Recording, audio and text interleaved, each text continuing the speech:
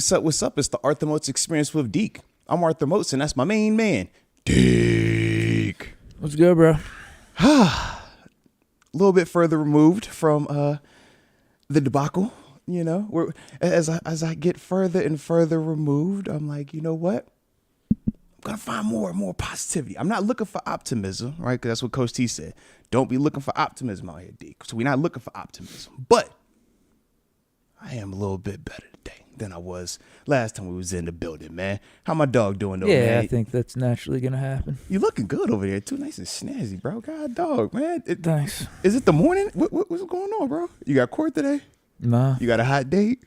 I wish. I'm about to say, man, something going on, man, because you fly. You look the part. You got an interview?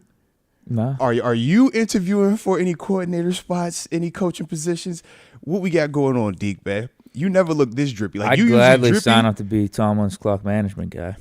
All right. We need clock management. I'm with you on that. What else you got for me? Because you sharp, front bro. office. Okay. You More look like you front could work office with guy. Omar. You could be with Yeah. Omar today, bro.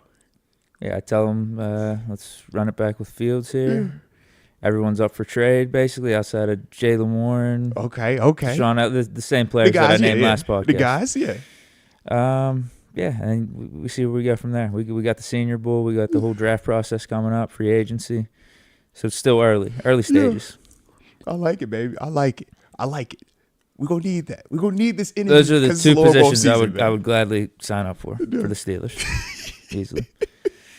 I like it. Shoot, I think for myself, man, give me the I want to be the get in line coach, as in like, yo, if I see you do one thing that isn't what you're supposed to do, I want to be I want to be Maybe you can that be Pickens' mentor. Yeah, I want to be that guy. Like, no rules, the dog off the leash is who I want to be. I want to be the guy that's like, yo, so you thought it was okay to just show up at that time?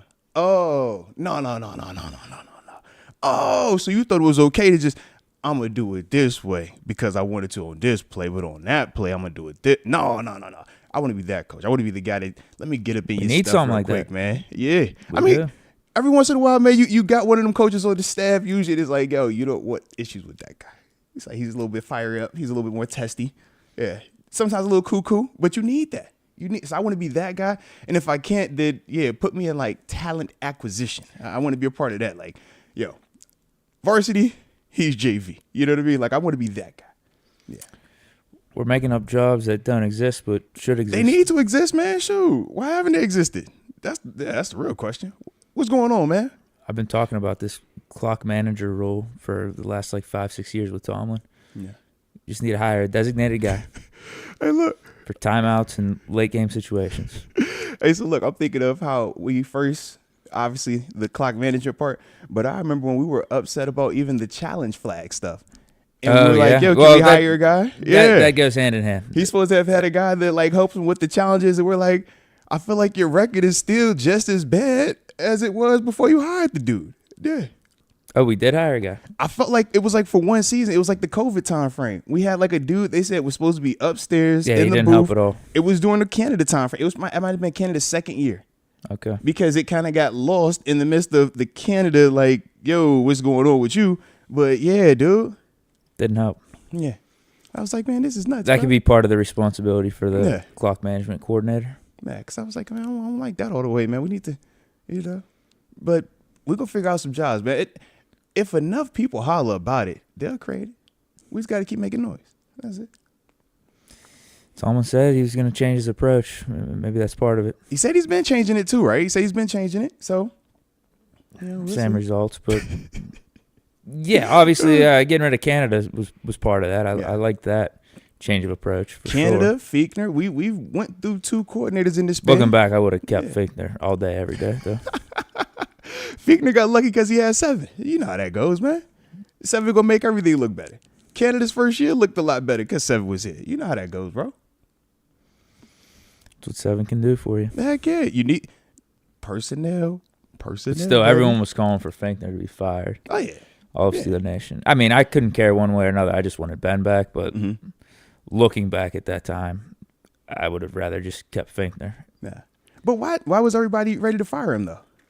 It was kind of like how that season ended a little bit with the offense. Because that was the 11 and was that the 11 in 1 year? It was 11-0 year, but it's just funny how people were hollering about that, complaining about the Mhm. offense. Ben threw for 33 touchdowns, 10 picks. I think the game where like we clinched up the division Mhm.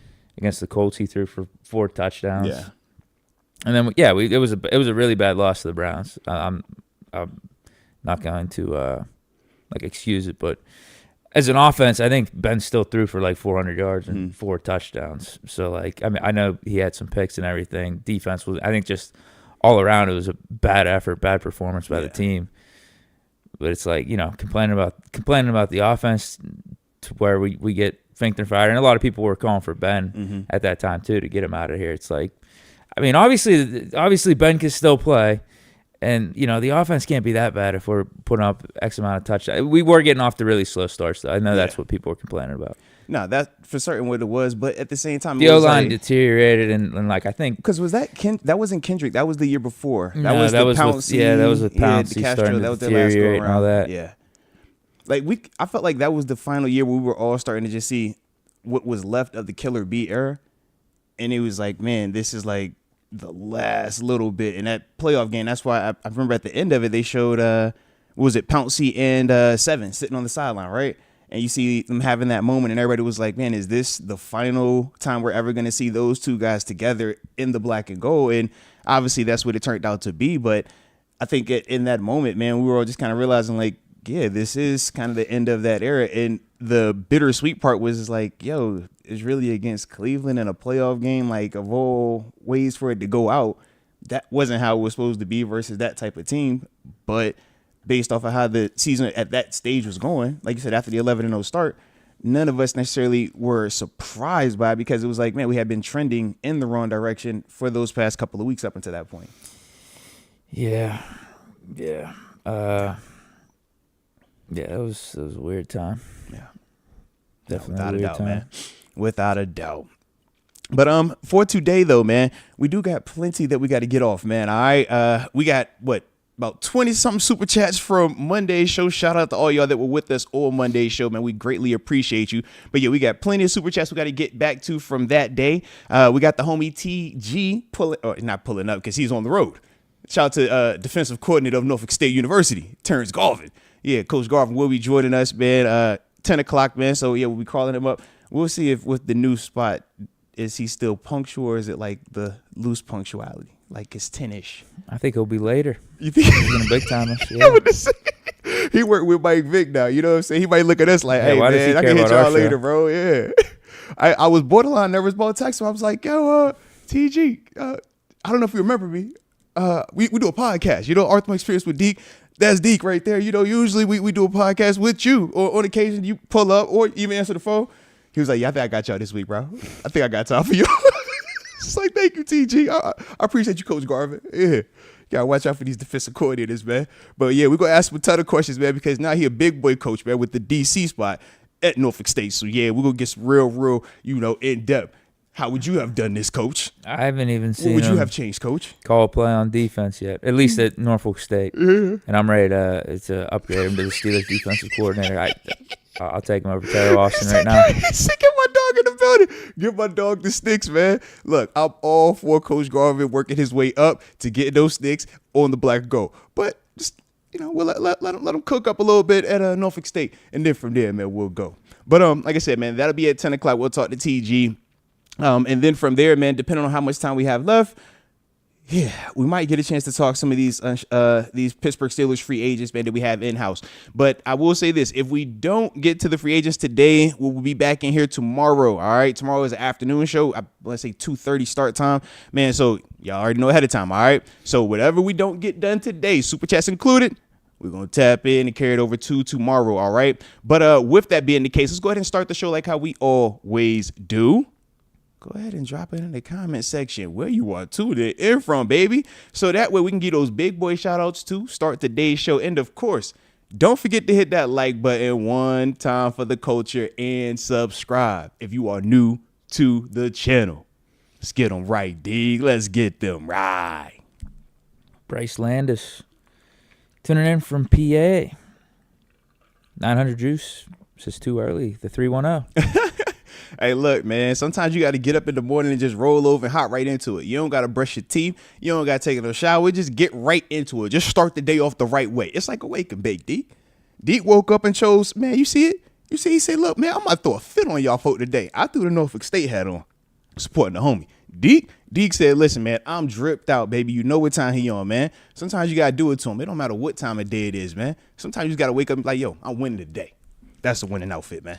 Cookie Monster, 610, Reading, PA. Let's get it. Let's get it. Camden Brown, the 434, the Ville, VA. Shout out to Charlottesville, baby. I see you in the building, baby. I see you. D-Boy Fades, tuning in from a YMCA sauna from Boise, Idaho. Shout out, first off, to the sauna at the YMCA, man. The sauna be popping, man. All right, I ain't gonna hold you on that one, man. Shout out. And the fact that you rocking with us while you doing that. And you said Boise? Yeah, Boise. All right. Home of Aston Genty then, man. Shout out, man. You probably had Genty winning the Heisman too then, man. All right, respect to you, baby. But I like that right there, man. Corey Hewins, Greer, South Carolina, the 864. Thank you both for getting me through the first part of my work shift with a podcast. Hey, salute you, baby. Salute you. Lifted Ones, the 916, Sacktown, bright and early. Let me tap in, man. You know, I got a couple of these, man, because I got Jerry Dixon and the 904 Duval. Shout out to Duval. Joe Gerbis in the 580 Ada, Oklahoma. Shout out to Oklahoma. I got the homie El Moranic in Tokyo again. Shout out to Tokyo. Rod Dollar in the 330 Youngstown, Ohio. And he says it's share a line, baby. Share a line. Got the homie Greg Yeager in the 570. What did I say? Pocono. Shout out to Pocono, baby. And then I'm going to end it with the homie Kenneth Moses in the 757 VA, Virginia Beach, baby. And he says keep Fields and draft a running back, a defensive lineman, and a wide receiver. All right. I likes it, baby. I likes it. All righty. So my dog good today, though, man, huh? You I'm glad that you ain't all blacked out today, man. I felt like that had me feeling like you was Darth Vader in here, man. You had that Belichick energy going on. Today, you just, I don't know, you look livelier, you know? You got a little bit of a smile on your face, man. Yeah, like you said, we're getting further removed. Okay. So...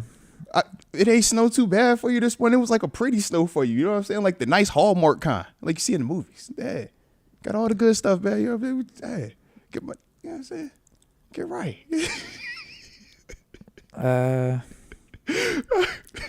Listen.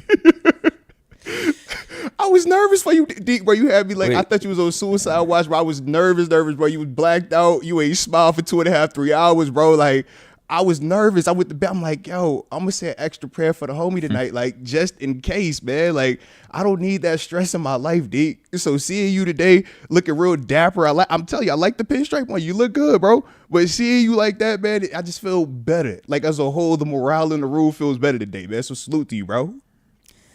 Just where we're at. Yeah. But, yeah, now we're, what? 4 days removed. I was about to say, how 5 days removed from Saturday. Because the game was Saturday, yeah. I don't know. I mean, it's still bad, but absolutely. Now I'm like full 2025 mode. Now it's like all we can do is look forward. T?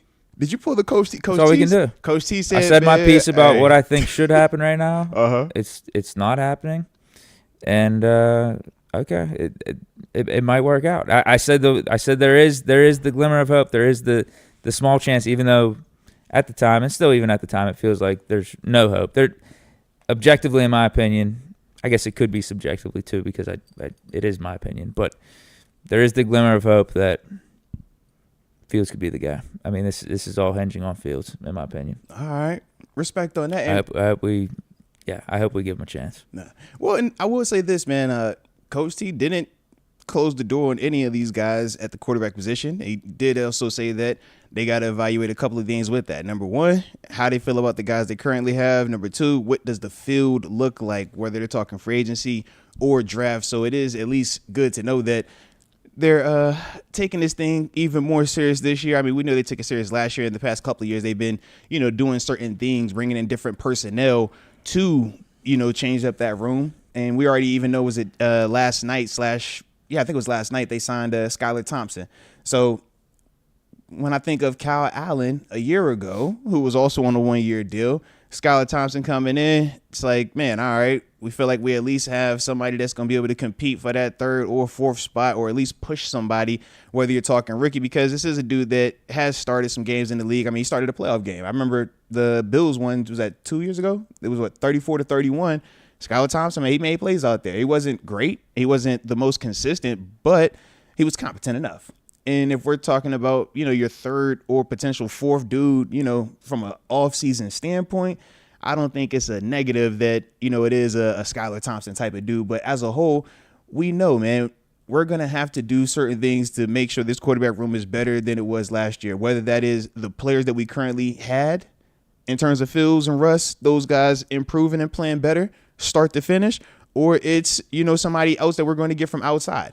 Whether you got to go through free agency, whether we have to make a trade for it, or whether it is in the draft. But I do like at least what I heard to start the day off from Coach T about, he looking at all the different ways that we can bring in a guy. Or even changing his approach and how he handles the offense. Mm-hmm. Because that's something that was brought up pretty consistently throughout his press conference. He was like,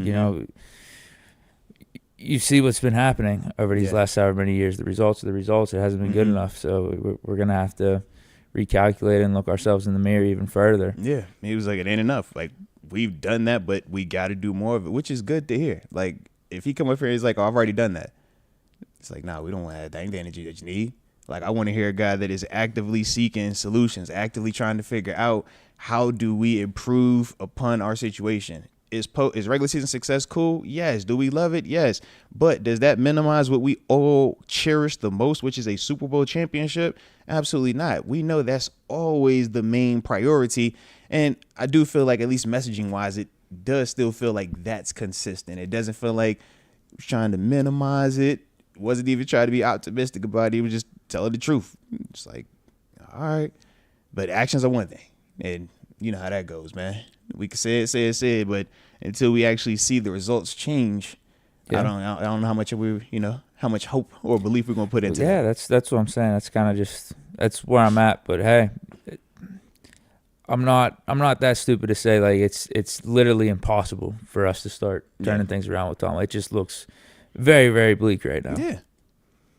And I think the light or the hope, at least in my opinion, is Fields turns into the guy, because you need the quarterback. We got to stop beating around the bush, and we've been trying. Like we have been trying a little bit ever since Ben, with the Kenny thing and with Russ and Fields. But again, we're just getting the same results, and that's the frustrating part. Doesn't seem like we're heading in the right direction here. Yeah, but like I said, hopefully that will be changing very, very soon. All right, but since it is 9:33 and we do got a ton of these supers to catch up on from last show, let's go ahead and hop into those, man. Now, I'm going to just preface this on the front end. I have not proofread any of these, all right? Some of y'all might still be all the way tuned up because this was, like I said, a little bit closer to the end of the game when these chats came in. So with that being the case, here we go. First one is from the homie Justin Gordon. He says, I wanted to go Russell Wilson over Justin Fields. He gave the offense more, but he didn't have enough, in all caps, dangerous left to take over the game while against the elites. In turn, it held Justin Fields' development back. So what Justin Gordon is basically saying, he wanted Russ to be out there because he felt like, that was going to be the guy, but unfortunately, he didn't have enough of the dangerous, the cool stuff that we like to see Mr. Unlimited do versus some of the elite guys, mainly down that 5-game stretch at the end of the season. And he said, in turn, that essentially hurt Justin Fields' development.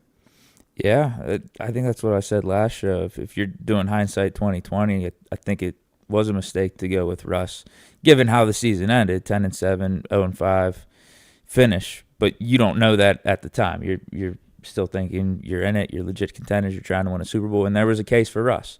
So, I mean, I'm not going to completely play that game, but the thing we wanted to figure out by the end of the season was what we're doing at quarterback going forward, and it feels like we're in the exact same spot. Yeah, that is the unfortunate part. And low-key we are. I mean, think about it. Last year we switched out the whole quarterback room, right?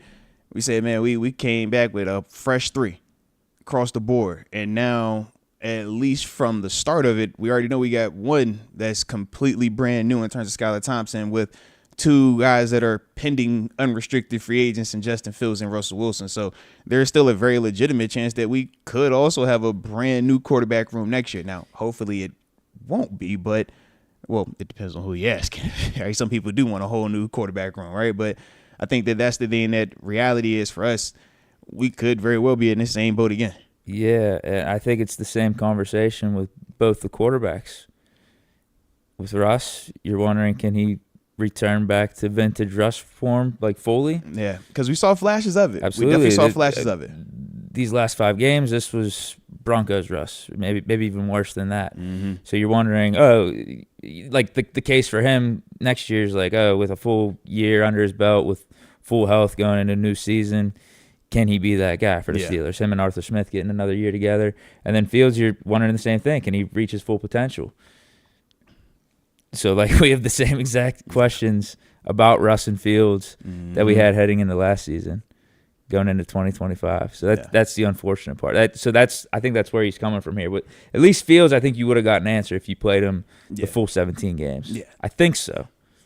Like, it would have been way clearer. With Russ, it gave you glimpses of vintage, and then it gave you more of, all right, it's older. It's kind of past that. Right. And that's the frustrating part, because now we're all having to play this game of, do we believe that Russ we saw during that span, we got up to 10-3 and we were, scoring 30 points. We were looking good offensively. We were looking explosive.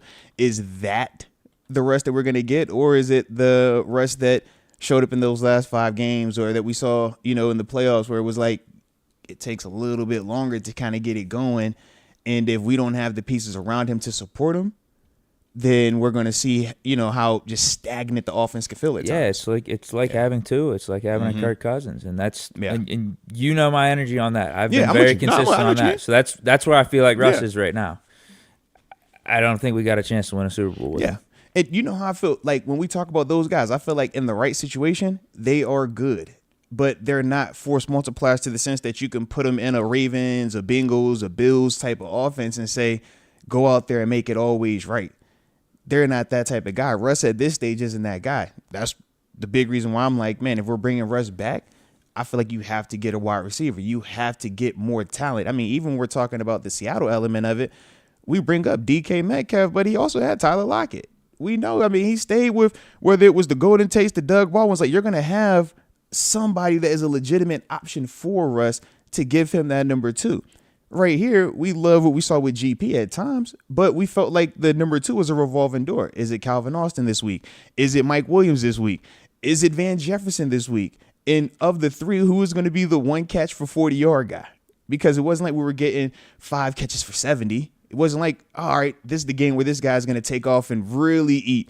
No, it was the 1 or 2 catches tops. So when you're talking about trying to build a plan around these guys or to structure it where we feel confident, it's hard to do that because outside of GP, we didn't know which of those guys would be the guy. So if you're bringing Russ back, I feel like you have to get that piece. I think it was more prevalent when we had Fields out there. We need to get early. that piece no matter what. Yeah, because when Fields was out there early, it was more prevalent because of that highlighted a little bit more of what Justin Fields was working to improve a punt. So with him, it was like, yo, we really got to get this guy. With Russ, he was a little bit more developed, so it was like, all right, we can kind of get away with it for a little bit until we saw, yo, he still needs that guy too, though. We need another guy. And I just think that now something got found out with our offense, I feel like. Yeah. I would agree. Yeah, I mean, I would agree, baby. It goes hand in hand with your point. Like, early Russ, this season at least, those first 5-6 games or whatever, there was just an unpredictability with our offense, even with how we were calling it, too.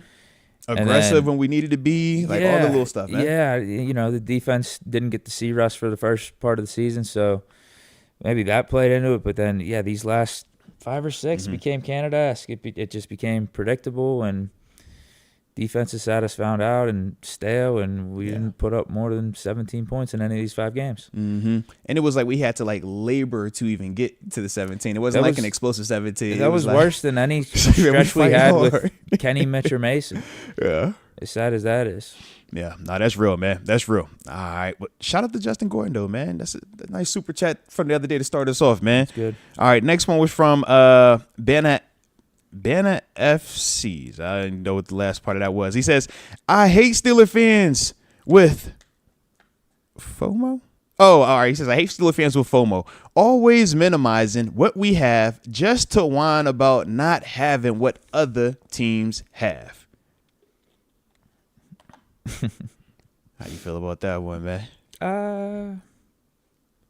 Say it again. He's pretty good. He says, I hate Steeler fans with FOMO. The ones that minimize what we have just to whine about not having what other teams have. That's pretty fair, actually. I think that's legit. Shout out, man. All right. Next one was Chip Skylark. He says, Robert Saleh for defensive coordinator with the question mark. Absolutely. Yeah, I don't hate Saleh, man. Absolutely. Saleh. Get someone like that in here. He's done his thing.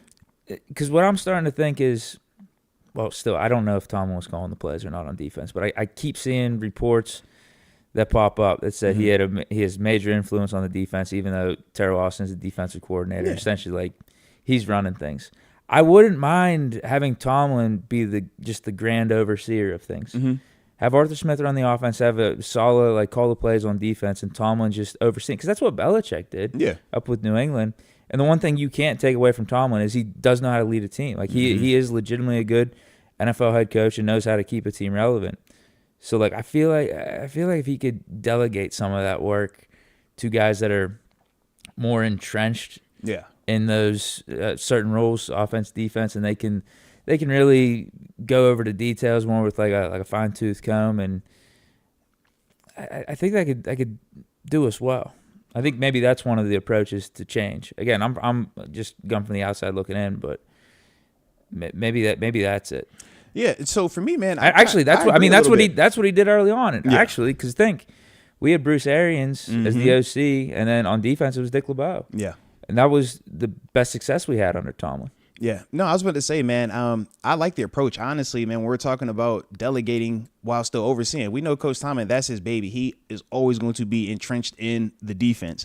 But sometimes it's not the worst idea to have a guy that is still very qualified, but all he focuses on is X's and O's / game day calls. Like, sometimes it is that, whereas as a whole for Coach T, he can tell you, man, I want to take this type of approach to it, though. I want to be like this situationally. I want these type of calls, but I don't have to tell you exactly how to call everything. I can just tell you these are the type of things that I want to see taking place. And now from there, I can trust you enough to go out there and you're going to understand how to chef this up because you're qualified. You could be doing this as well. But now it's almost like the two brains are better than one type concept, but we don't have the power struggle because I'm clearly oversee, but you are my operations hands-on type of dude.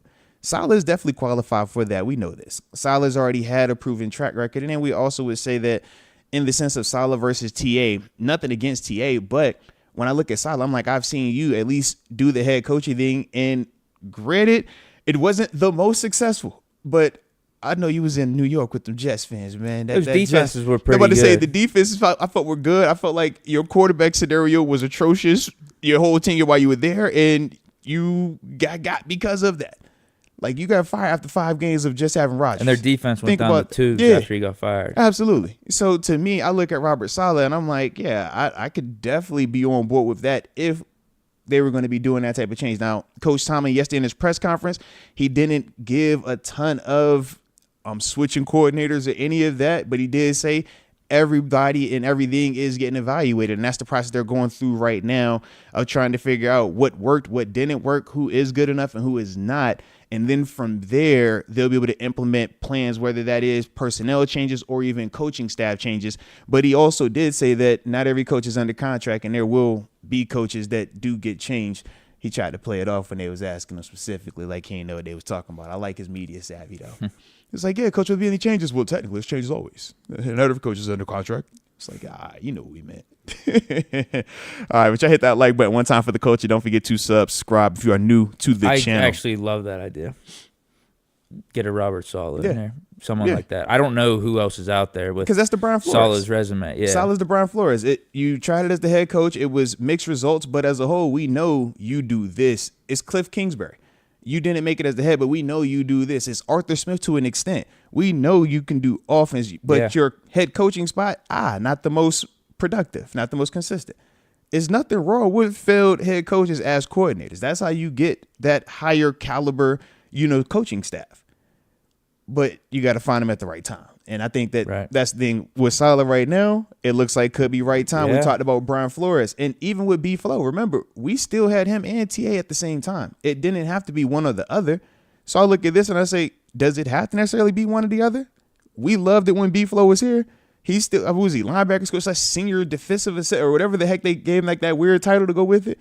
You could definitely do the same thing with Saleh if you truly wanted to go that route. I don't think there's anything that stops us from that. I don't know if Saleh would want to do that, though. I'm sure someone would hire him to be DC, right? Well, that's the question. I think you would, but we also know every coach is going to have their guy. I wouldn't want that from ours. I would give Saleh DC. I think he's way more qualified than Terrell Austin. And that's the way to go, man. Like you said, getting a fired head coach to come back and do their thing on either side of the you're getting high level skill, high level. They were obviously doing something at an elite level to get to a head coaching job. They just didn't do head coach well. So that's a whole different wrinkle that you got to deal with. Head coach is way more on your plate versus coordinator versus position coach. And we haven't done that with the defense since Dick LeBeau. It's been Butler, who never was a DC, and we just called him up from linebackers coach. Butler was just a part of it. The best he got to was DC with the Lions and 1 year with the Bengals. Yeah. So that's my thing. I'm like, we've seen how that works, and we've seen other organizations do it. We've seen us do it and have success. I just think that it's something that if we're interested in doing, we would just need to go ahead and make them calls and do that. I don't see why we wouldn't be interested in it, man. Yeah, I don't see why. I think that's a great. Yeah, I think that's a great strategy. No. All right, so shout out to that one right there. All right, next up we got the homie Eli Provencio, and he says, we got to get our offensive line back healthy, allocate some resources towards the offense, and we have a legit shot to compete with these elite teams. I mean, Coach Tomlin did also bring up reevaluating their strength and conditioning / training program due to like how many soft tissue injuries we had, man. Yeah. It was like after Russ got that calf injury off the sleds. The calf that lasted 2.5 months, man. That calf injury, yeah. How that happened, man? But I'm with you. Yeah, we definitely need to go ahead and relook that and figure that situation out because that can't happen. I mean, think about it. We used 6 different combinations of offensive linemen throughout the first 6 games, bro. It's like that was the one spot that we said we were supposed to be upgrading. That was the one spot we said we were going to allocate more resources to, and we, I know we talked about, hey man, would you fire Pat Meyer and things like that? But it's like, once again, all the resources that you were supposed to have to you didn't even have those. So your combinations of offensive linemen, I mean, we know some of the names of the guys that was out there. We know some of the people that started multiple games who, if this was the beginning of the season, we said that guy has to start, we'd be like, yo, absolutely not. So even with that, I'm just like, man, I need that group to be healthy so I can actually know what we have. What is Troy? What is Broderick if he's at left? Zach, we feel good about. Mace, we feel good about. Sayumalo, we feel good about. But I can't get the rest of back. He's he is back. Yeah, but so we finally figured that one out, man. So that's my thing with that one. I'm just like, come on, man, let me get them dudes healthy, man. I want to know who's good and who's not, and who plays well together as well. Yeah, I like our interior right now. Yeah, I like Fautanu, even though I only saw a game of him in Denver. Yeah, I'm liking that. Left tackle was the biggest question mark. Yeah. All right, Joe Gerbis. He says, not gonna lie, this convo feels like my parents are fighting. Hey, look. That's fair. Funny thing though, Deke, man. Wifey said the same thing. She actually tapped in. She was watching us, man. Her KK. They was like, why you and Deke was actually like, y'all look like y'all weren't happy right then. I was like, yo, when you losing and there's multiple years of this, man, like it get a little rough, man. It's like, yeah, y'all was bickering, but I was like, no, we weren't bickering. We was just, trying to work through it. It happens. But it's all love, man. It's all love. So yeah, Joe Gerbis, everybody's good, man. The parents ain't divorced, man. We was just having a conversation, man. All right, jeez. All right, this next one, I actually don't know the name, but let me read you off anyways. He says, allocate funds to the offense and bring back Justin Fields. Seems to be that's my plan. Yeah, it seems to be like either Fields, some Russ or the field in the sense of like whether it's free agency draft, but kind of all in those different boats, man. I don't know what we're doing in terms of free agency. How'd you feel about Sam Darnold, man? That's what I mean. Why the How'd hell you feel about Sam Darnold, man? Come on, bro. You got to see Sam. Yeah, why the hell would I do that? You ain't like his performance, man? He didn't reassure you? He didn't give you a vote of confidence? No. That's not the top free agent coming out right now? He is the top free agent, but that's not something I want to go after. Did he get more money or did he lose money in the past 2 games, man? He lost a fair amount. Yeah. He's probably getting like a Russ deal, 20, 30, I don't know. That's his range. Yeah. Vikings are probably I don't know what they're gonna do. Because I say, do you bring him back or are you letting him leave? Well, I was gonna say, even if you don't want to roll with him, you franchise him to trade him, but you're franchising him for like $40 million. And then what if a team doesn't want to trade? That's what I was gonna say. Because are you trading for Sam Darnold for $40 million? I'm not. Maybe for a year, maybe an outside team just for a year. So you're the Giants then. You would do the Giants approach. Yeah, you would do like Daniel Jones type of thing. And there was a reason why that guy was on their sideline at the end of Sam it. Sam Darnold played way better than Daniel Jones did, though. Not for $40 million. $40 million, it changes the look of your squad.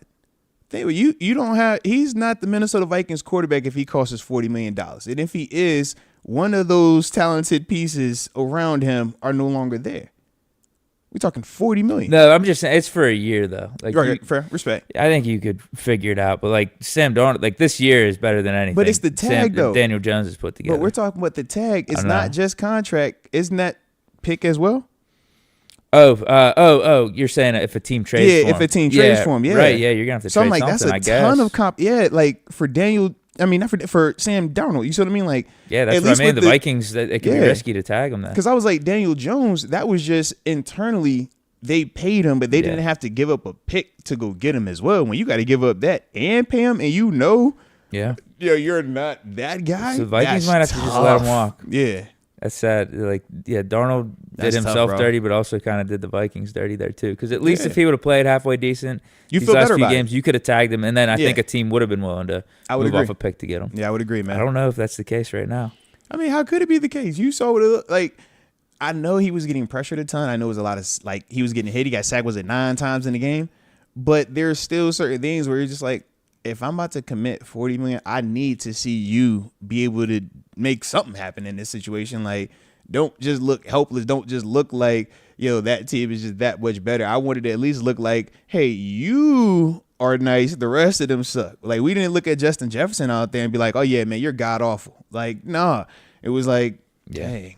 That ain't you. That ain't Addison. I mean, like, we can see certain pieces. We like, yeah, it ain't that guy.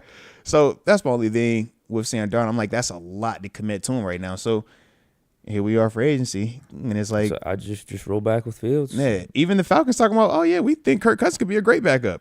Like, that's a lot of money for a backup, but I've already committed to it, and I don't think y'all gonna find another trade partner for that. That money's guaranteed. Sean Watson, another high-paid backup too. But he's Achilles, so he's done. He retore his Achilles. I saw that. Yeah, so that's a whole another year of that might have been the best situation for the Browns. Does that open them up cap space? Could they put him on IR? And you could do but the money is still guaranteed to him. The problem is, if they were going to try to move on from him, if he's healthy, maybe you could trade him to a team that's like, you know what, I'll take a chance on him. Now you're stuck with that. You can't move that. I don't think anyone was trading for him. No, but that's fair. But I'm saying, like, in the sense of, like, you would rather have that option because at least it has some type of legs to it. Even if you're getting a 7th round pick for it, you're at least getting something. Whereas right now, you're screwed, bro. I was gonna say, although, like I said, I don't think anyone was trading for him, so you might have had to dealt with them healthy throughout the course of the season. And like, if you don't want to be the starter, then you still, I guess, in a way, got to have him around the franchise unless you're just suspending him and just telling him to stay home. At least this way, it's like there's an excuse for him not to be there. It's like, you could just stay away and stay. We look at it differently. Injured. Yeah, we look at it different. I'm over here like, I want to get the most I can get out of it. I would have had you over here practicing. You would be over here. You'd be my practice squad quarterback, and you were going to give these guys the best look until you get up to speed. Because I don't look at him and I say, yo, you forgot how to play football. But I look at him and I say, them 2 years away have killed your rhythm, has killed your time, and has killed your confidence. You got to get back. The only way you could do that is by reps, is by practicing. So I would literally, man, you would be my forever designated 3rd quarterback that dresses but doesn't count towards anything. and you're getting all those practice reps, man, when it's Ravens week, you're Lamar Jackson. Like when we play in the build, you're Josh. Like you are that guy. If it's a pocket guy, man, I know you could throw, but I just need you to get your time, and I want you to face the best. I want you to face the Myles Garrett. I want you to face the Grant Dell. I want you to face the Denzels, and you know what I mean. I want you to do that because that's gonna get you more. Hopefully back to what they had seen and why they committed all that money. But right now he's about to have another offseason of no work. So you not only missed 2 years behind the court stuff, now you're dealing with the Achilles where you don't even get to go out there and practice. The Achilles, man, you on that little scooter thing, man, non-weight bearing, like 6 months. So it's like the amount of time he misses, it's like, man, you about to be worse when you come back now than you were when we just seen you. And it's the part of the argument with Kirk Cousins and even with Aaron Rodgers. A year removed from the Achilles, we saw even with both of those guys, they didn't look the same because it's like, yo, not only mobility are you affected, but your rhythm and your timing is affected because you missed just a lot of reps. And that's the one thing with, you know, this level. It's like you got to keep practicing. You got to keep going in order to stay sharp. Here's the thing, though. If they're drafting a guy like second overall pick, it might just be better for the future of their franchise to have him away because he's hurt and all that stuff. I get what you're saying in terms of like at least you're paying him the $50 million. Don't recommend no off season, like what you do in your spare time. I don't want you hanging around him. Just stay away. I don't want Deshaun Watson around the number 2 overall pick. Deke said I got character issues. He said, yo, just stay away. Don't even go to the same restaurants. All right. I get what you're saying in terms of trying to get some practical use out of Deshaun Watson, even though you're paying him like $50 million, he could be your scout team quarterback or something. But I think it's just better for the future. It's not like the Browns are going anywhere anyway. Just get away from him for the next season. Just stay away. Stay away, bro. You got to focus on this number 2 pick, this quarterback, and just have him with a fresh start. Nothing else lingering from the past. My dog is funny for that one, man. But hey, the Browns are the Browns. Maybe they will keep have Deshaun Watson there for him. Who knows? It's mentor, bro. It's mentor. Yeah. All right. 12th Wonder says, Moats, let Deke know again that 90% of the offensive line this year were backups and practice squad dudes.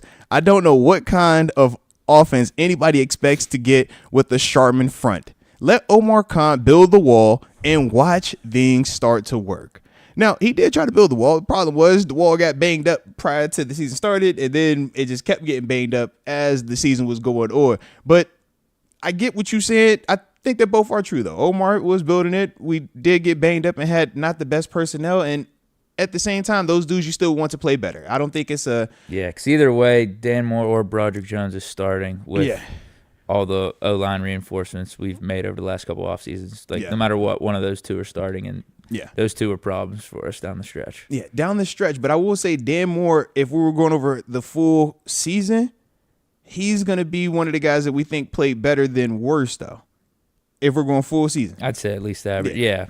I mean, better than Broderick, for sure. Yeah. Like, that was because I didn't feel like it was a lot of games we were like, yo, Dan, what the heck? At the end, it was like that Myles Garrett snow game. And then from there, it was, we got weird. It got real weird down the stretch, man. Yeah. Yeah. All right. Tons of fun. Shout out to Tons of Fun. Tons of Fun, the homie, man. He was amped up, tuned up, ready to go. I like your energy. Tons of Fun. He says, the problem with Justin Fields is he needs someone who can help him develop. Steelers don't have that. Steelers need proven guys or elite guys out of the draft. I think Fields was pretty good this year. I do too. I think we did something right with him, but there is another level that needs to be hit. So I think that's a fair question. I mean, my formula or my path to get there is just let Arthur Smith do his thing and hope that the continuity in that relationship can get Fields to where he needs to be. Yeah. I mean, because that's all I got to go off of right now anyway. That makes two of us, man. Shoot, that's I ain't got it. the answers. Heck yeah. That's it. And I actually could see that working. I could. Would it be better if we had a guy under the Shanahan tree or one of those dudes in here? Maybe, but honestly, making the switch could do more to hurt Fields than help him at this point. That Having just to learn might. a new Yeah, thing, it's a sets it different back. story if we had that guy in here last year. He spent all of the year getting Yeah, and comfortable with it's the not like learning. Arthur Smith was like that bad. It ended bad, but I actually thought Arthur Smith was doing some good things. I think the transition going from Fields to Russ was a testament to Smith and how he can adapt a little bit. Because they were stylistically different, and we could feel the difference even how they called, how Arthur Smith called those calls in those games, man. I think we just need to unleash Fields. We need to unleash Arthur Smith. We need to get that answer for offense in 2025, one way or another. If we commit to it, then yes. If we don't, then it's like, all right. Like, I'm even to the point. Like, I wouldn't even. It's gonna sound crazy. You may not believe me. I'm not even gonna be. I wouldn't even be opposed to having a losing season if we go with that approach. Just we need to figure out this offense, and if it is a step back, that's fine. We need it for our long-term success, though. Yeah. Like if I knew that off the bat, like that this is what Tomlin was gonna do, and like this is his plan for it, then I would even be fine for like, okay, we could give some patience here. We could let this play out over 2-3 years. It's just it just seems like that's like the whole long term vision isn't really that high of a priority. Yeah.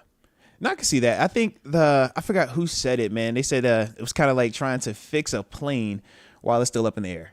It's like, we're not trying to completely crash this thing, man. We're trying to, all right, man, we need a new wheel. All right, we need a new plane. We need a new flat. We're trying to do it while in air without crashing. And we got a pilot that is highly skilled in Coach Tomlin. So he's making it work, but we flying by some real life fighter pilots, and we're like, hey, bro, if it crashes, it crashes. Because we're at that point, we're crashing anyway in the playoffs. Yeah.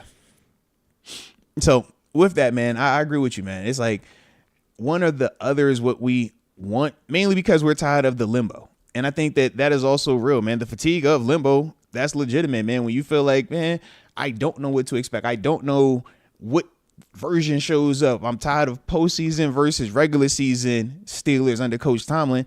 All of those things are valid. And when we zoom out a little bit, that's the same argument that people are hollering about in Baltimore. Regular season Lamar versus postseason Lamar. How do we get that version? How do we get more consistency? Everybody around the league wants it. But it's like, man, what are the steps that people are taking? We said in Baltimore, they were, switched out coordinators, right? Went from Greg Roman to Todd Monken. Brought in a Derrick Henry, all these different things. We said for them, they needed wide receivers. They went and got a Zay Flowers. They got a Rashad Bateman, right? So we've seen where they've made some of these bigger changes, some of these bigger moves, and it's things that we're trying to do as well that I think will reflect that as well, man. So I just think we got to get better return on our investment so far. When we think of the piece that we brought in, whether it's trade or some of the hires, we just haven't felt like we've gotten the massive return on that investment just yet. Whereas when you look at Baltimore, it's like, oh, okay, offensively, y'all look crazy right now. Lamar, you about to try to get your third MVP. Like, oh, this looks crazy right now. Like Zay Flowers, first Pro Bowler in Ravens history. Like, so we point to that, and it's like, yo, that's a tangible increase. That's a tangible thing that we can mark and say, yo, y'all got better here. Whereas for us, it's like, I mean, we did score 30 a couple times. We even got a 40 in there at one. Like, oh, man, we flirted with, we look good for like a span of like 4 or 5 weeks. Like, yeah, this was better, but we don't feel like we got that tangible, we got the quarterback now, or look at this receiver, he's bona fide right now. Look, we got multiple Pro Bowlers on offense right now. We low-key don't have any of that right now. I mean, that's the part I feel that good makes about Pickens as a player. Everything else. My man said got me questioning. Got to be specific with him. I dig it, bro. I definitely dig it, man. All right. And he's for certain big boy this, man. He ain't text me back yet, so I like it. Gives us more time to catch up. We're having a good combo. Heck yeah. All righty. Jay Kula, shout out to Jay Kula. He says, I want to know what changes Moats thinks we need. And I did talk about the changes, man. For me, man, my big changes were offensively, I need a wide receiver. I need a bona fide guy. I don't want to play no games with it. I don't care how much he costs, whether you got to move up in the draft, whether it's you got to go spend something in free agency, or you got to make a trade. Go get me a guy, a legitimate guy. That's my big change, man. I think that will alleviate a ton of the other stuff that we've been dealing with offensively, but I feel like you got to have that right now unless you're going to find this top 5 guy or Justin Fields develops into it or Russ turns the clock back. I think until you figure out the elite quarterback standpoint, you have to get more resources on offense. I think we need another receiver point blank period, no matter how you want to spin it. It's like, I don't care which quarterback we're using. We got to have more talent. I'd much rather We need to have an overload. We need to get T. Higgins in here. Yeah. That's what we need. Like, I don't care how much. Like, go get him. We got resources. We have money. Then you brought up potentially trading Pickens. That's not a bad call either. And then as long as we're getting Pickens something with back. Yeah. a first-round pick or something like that. I like that idea because this is my other thing too, man. In terms of the trading, or even I know at some point this offseason we're going to talk contract restructures. I know Minka, in terms of his deal, it's like, yo, you could get out of it if you were to release him and things like that. I do just feel like, man, whenever we're talking that style, right, even with the GP trade thing, I'm gonna just say it at the beginning. I'm all for moving on from people if I'm getting a player back. You know what I mean? Like, I feel like the GP trade and the draft pick ahead of time, I feel like I can go get me a wide receiver that's capable because, like we talked about trend-wise, wide receivers coming out of college just seem to be more polished. Yeah. And if I compare this him... don't look like the best class, but I'm sure we can make it work. Right. And if I'm pairing him, like you said, with a T. Higgins that's already proven, I feel better about it. We already got a Roman Wilson here, I mean? Calvin Austin as our 3-4. You see what I mean? Whereas I feel like if I'm moving on from Minka, how confident do I feel about a rookie safety? Potentially, I don't like that the same way as I like the rookie wide receiver. You know what I mean? Like, I look at these college, I'm like, man, we know how tough it is on defenders, let alone young defenders. I don't want to just switch that for the sake of saving money, if that makes sense. But the GP part, I'm like, yeah, I'm open to that one because that's more about culture. Get that. Yeah, in my opinion, like in terms of changing approach, that's another thing Tom might have to change, and how he's like babying Pickens and almost in a way allowing some of this behavior to happen without any real repercussions. The rest of the team's got to see that. I mean, what are you referring to? Yeah, like, was he late or something? What you talking about, man? What you talking about, bro? Yeah, he was late for the Christmas. It was late. What you mean it was late, bro? Late for a lot of other stuff too, apparently. What you mean, man? What y'all talking about, bro? What you talking about, man? Hey, man. You want to say, yeah. Who's he think he is, AB? I mean, kind of, you know. Kind of do think he is. Well, he's not AB. You can't do that. Oh, man, say what time that game start? Hey, man, I'll be there. I ain't going to miss the kickoff. All right, I'll be there for kickoff. I got you on that. He missed the game. He was ready. No, he actually did, though. Remember? They set him down. Was that the one they set him down? Or was it next week? That was the unexpected. Like, was he hurt or was he available? I think it was one of those Browns games. Yeah, it was the second Browns it was like game. Weird. And people did have the conspiracy that we were sitting him out due to disciplinary reasons. Because I think he did something out of pocket in the Bengals game. Well, I forgot what it was. It was the week before he did something a little out of pocket that flew under the radar. And everyone thought he was sitting out that Browns game for disciplinary reasons, but he actually was hurt. He missed 3 weeks with that hamstring. Yeah, very true, very true. Yeah, you always got to go back and just re-look at all the factors around my man GP, whatever. So it's like, you know what? Was it load management or what was actually going on here? Now that I think about it, man. Yeah. Shout out to GP though, baby. Yeah, I'm for sure willing to trade him. For sure.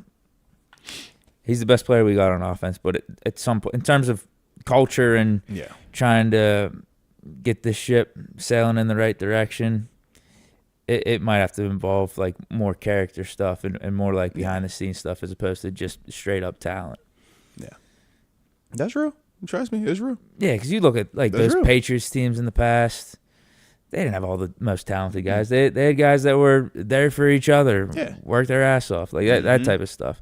And sometimes that means more to a team and the ultimate goal than just straight up talent. Yeah.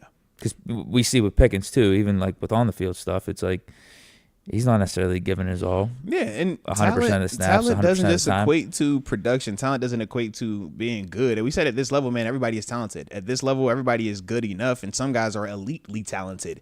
But we even saw, I mean, I bring it back up to Buffalo, Stephon Diggs, right? Heck of a player. Yeah, that's a great example. When the energy is off, when the dynamic shifts of the priority no longer being team and it becomes more of it's centric on myself and how I feel about it, it does throw it off. And it doesn't matter how talented you are, the rhythm and the flow of the team can feel it. And it's times where you got to move on regardless of, you know, how talented this player is. We did it with Antonio Brown. We were counting for $20 million in dead cap space when we sent them to Vegas, right? Or that was the first year they went to Vegas. Think about that, man. AB was not any less talented then than he was when he won the Super Bowl in Tampa. But we said, not we, because I was obviously gone by then, but coach and the staff clearly said, man, we would much rather move forward without this guy who is still top 3, top 2, really number 1. And we would rather pay $20 million to keep him away than actually keep this dude here, knowing what he would do to this offense, man. But that's another one of those examples. We go back to Philadelphia when it was McNabb and T.O. T.O., heck of a player during that time frame. And even with that, they're like, no, bro, we can't. Because it's bigger than just your individual talent. You are a 10 in skill, but I can go find a dude that's a 6.5, a 7 in skill, get him another 6.5, 7 with skill. And if my quarterback can do what he's supposed to, we can make this thing work versus you being a 10, but your attitude is a 3. And now everything is just jacked up because we're trying to figure out how to make you happy. How do I get you the ball? Hey, does he like it when we do this? Does he not like? It's like, yo, that's a burden, man. Yeah, if your talent's like a 6.5 or 7, but you uplift the others on the team, or you're a leader, maybe they're playing the whole team, or the majority of the team's able to play at a higher level. And whereas like if Pickens, all right, your talent's at a 9, but because of the toxic stuff, you're bringing down the rest of the team. So that hurts the team way more as a whole compared to the other situation. If anything, you got one of those guys that's uplifting the team. No, that's real, man. That's absolutely real. So hopefully with GP, though, he'll learn from this. Another prime example, I mean, not to the same extent, but I even look at Deontay Johnson, bro. Yep. You saw he just got released again. Texans. Crazy. Got a playoff win and then got released right afterwards, man. He had a catch and everything. But it's to that point where it's like, whatever is happening in them locker rooms internally, man, they don't want to deal with it. We're not looking at DJ and saying he's not talented. You're not looking at the Texans who don't have Tank Dell, who don't have Stephon Diggs, and they're saying, yeah, we're a better team without Deontay Johnson in the postseason than we are with Deontay Johnson. But once again, when you're talking about how guys are behind closed doors, when we're talking about how guys' energy is, it doesn't matter, that you're showing up. It's like, yo, are you being a butt about it, man? Like, what's your energy in here? Like, are you the disgruntled guy because you're not getting every single look or you're not getting enough of whatever it is? And that goes back to when we say I want guys that get to, not the guys that want to. The guy that want to is like, I want to get the ball. If I don't get it, I don't want to be here. The guy that get to says, man, I got a chance to put on a jersey for a playoff game, bro. I don't care what the situation is, man. I'll run it on kickoff 30 times if you want to today. It's just a difference of mentality, a difference of perspective. And for some guys, man, it takes them getting released once or twice, man. It takes them being on the outside looking in for them to really realize that. And that's my thing with GP. I just hope that he can see where he's trending to and changes it before it gets to that point, because nobody thought 2 years ago that DJ would be released 3 times in a span of 6 months. Think about that, bro. Just think about that. Nobody. We joke about, that's dropsing and all this. Nobody would anticipate that. And when we actually name off the teams, Carolina, all right, sure, they're dumpster fire. Baltimore? He was doing his best with Carolina. You catch what I'm saying? Baltimore? Yeah. Then you go to Houston. We're like, bro, what? How you messed them up? What's going on? But what's your energy? And your actions are showing something. Cost himself a lot of money this offseason. 1,000%, bro. And it started all the way back March offseason when he was complaining about Pickett, complaining about how we were running things. Yeah. If he didn't do any of that, and you could roll through our season. Justified in your complaint. He was justified in his complaint. But it doesn't matter when we're talking about big picture. Yeah. If he just would have stuck out the season here with us, final year of his contract, he would have been wide receiver too, right? He had his niche. He had his role carved out. I'm sure he would have got at least his 700, 800, 900 yards, and then he'd be hitting free agency and looking at maybe like a $15 million contract, $15 million per year contract. Instead, now, I don't even know what's going to happen. You're not touching double digits. No. Who's committing double digits to a dude that just got released 3 times? Yeah, right. 3 times in a span of 6 months. Something's off. It can't be all of them. It can't be every coach was tripping. It can't be every organization wasn't doing it right. It can't be everything. Like, we start talking about the variables. Like, yo, all right, so I give you Carolina now. All right, I give you Baltimore now. I can't give you Houston on a playoff run too, bro. Come on, bro. It can't be all. And we not counting Pittsburgh. Like we don't look at ourselves as like a bad organization. So it's like, come on, baby. Come on now. Eventually, we're going to be looking at you. it said, all right, bro, it ain't this. It can't be. 3 of these teams are successful postseason playoff teams, and one of these teams is dumpster fire. Cool. Oh, and you had some stuff going on when you were in Pittsburgh for a few years that we kind of glossed over. Yeah, that's real. That's real, man. All right. Y'all hit that like button too, man, if y'all are enjoying today's show. And don't forget to subscribe either if you are new to the channel. Eli Provencio. Shout out to Eli Provencio. I got all the chats for today, too. Okay, now bet on that. Yeah, because we got to I would say TG. for the next show. Oh, all right. Sweet, because we might have to, just depending on how we flowing through this thing. But so far, so good, man. This is taking up the TG call. All right, so Eli Provencio says, Deke, Ben Johnson, or any coach we would hire would never get us as close to another Super Bowl like Coach Tomlin, or be as consistent in the regular season either. I don't know. I'd be willing to see. I don't think there's nothing wrong with being willing to see either, bro. Like, I know people are going to give you a hard time about it. Oh, man, you don't know who Ben Johnson is? Have you ever seen him have success as a head coach? Same with Sean McVay. Same with Mike Tomlin. Yeah. Same with all these dudes. Yeah. At this point, I'm willing to see because the playoff success hasn't been there over the last 8 years. But I'm not getting into that anymore. Like, we're not doing that. Yeah. We're with Coach T. Good things can happen this year. It could. It didn't feel that way.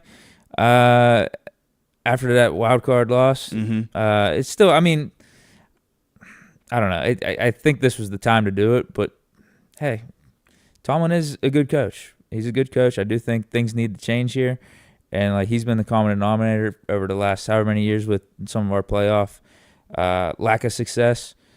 So it made sense for me to make a switch to change things up because it feels like things have gotten stale. But hey, you never know. You never know. Yeah, and I will say, man, I do like the fact that when Coach Tomlin was talking in his press conference, he did say the whole, like, stale opinions and all that. He's like, I don't focus on the messaging part. He says, I'm more focused on, what these guys are doing, how they're acting, how they're playing, the schematic stuff, like the execution of it versus just is this a message that's like resonating with the people? Because I forgot who asked him that specifically, but that was something that he did address as well, man, because he still feels like his message is good, but he feels more importantly that he's connected and the production is showing up as well. I hope so. I hope I'm wrong on it. I really do. Yeah. All righty. Let's see. Next up, we got the homie Jeff H. Shout out to Jeff H as well, man. He says the defense, LOL. When we played the Eagles, he said when played the Eagles gave the offense a couple of turnovers and they. Oh, okay. Now I got what you're saying, bro. Because you know how y'all was typing, man. Y'all was a little amped up. So he says the defense, laughing out loud. When they played the Eagles, they gave the offense a couple of turnovers and they didn't do anything with them. Was my point. All I'm saying is this. I think we blame the defense for being tired. I think we blame the defense for being tired, but we use. But I don't know how you're saying this, but essentially he's talking about how the offense has been built through the O-line, not being able to sustain drives is why defense is out there for too long, and then they do get tired. But then we'll look at the defense, just simply say it's on them. We'll blame them for a lot of the stuff. Well, it's both of them. I think it is both as well. Yeah.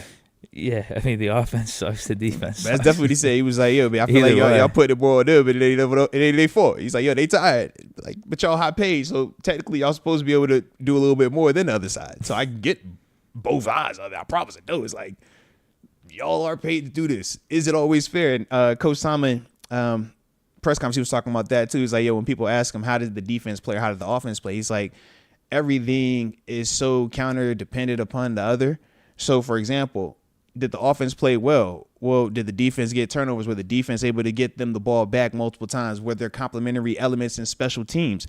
When we say, did the defense play well? Man, did the offense sustain drives? Did they keep them off the field? Or was it a ton of 3-and-outs, turnovers, putting the defense in bad short field situations? So all of that is at play. But at the same time, I think they're still legitimate questions, man. And I think the evaluations are still real, regardless of how much the other phases of football impacted. I think like we can still say, yeah, offensively, if y'all sustain the drives, it makes the defense play a lot better. It takes a lot more pressure off of them. But we could also still say defensively, you got to play better. You got to. We got to have more consistency if the roster is going to continue to be structured the way that it currently is. Yep. All right. Shout out to 12 Wonder right here. Hey, look, and I got a bone to pick with a lot of y'all too, man. All right. So, Deke, ever since we got to this new studio, man, with some of the different camera angles, they could see the thermostat that sits over my shoulder, right? So, 12 Wonder on the show the other day, he says, Moats finally turned the heat on. 65 degrees was diabolical. Listen, man, I don't need y'all coming at how we have the thermostat set in here. Deke be feeling good in here. I be feeling good in here. Yeah, you know what I'm saying? He's saying 65 is too low. That's what he felt like. Looking at the number say 65. No, he felt like, it's too warm for me. I'm about to say, I be trying to dim the air because when we get in here, we get to talk, we get amped up, it get a little warm. Yeah. I be like, bro, turn it, cool it off a little bit. Bro, Let's cool it a little bit, bro. Bro, I turn my heat off at night. I'm not even kidding. Hey, like chill. It gets down to like, Yeah. I don't know what it was this morning when I woke up. It might have been 52 or 53. Yeah. And I'll turn it back up throughout the day. You said it was 52, huh?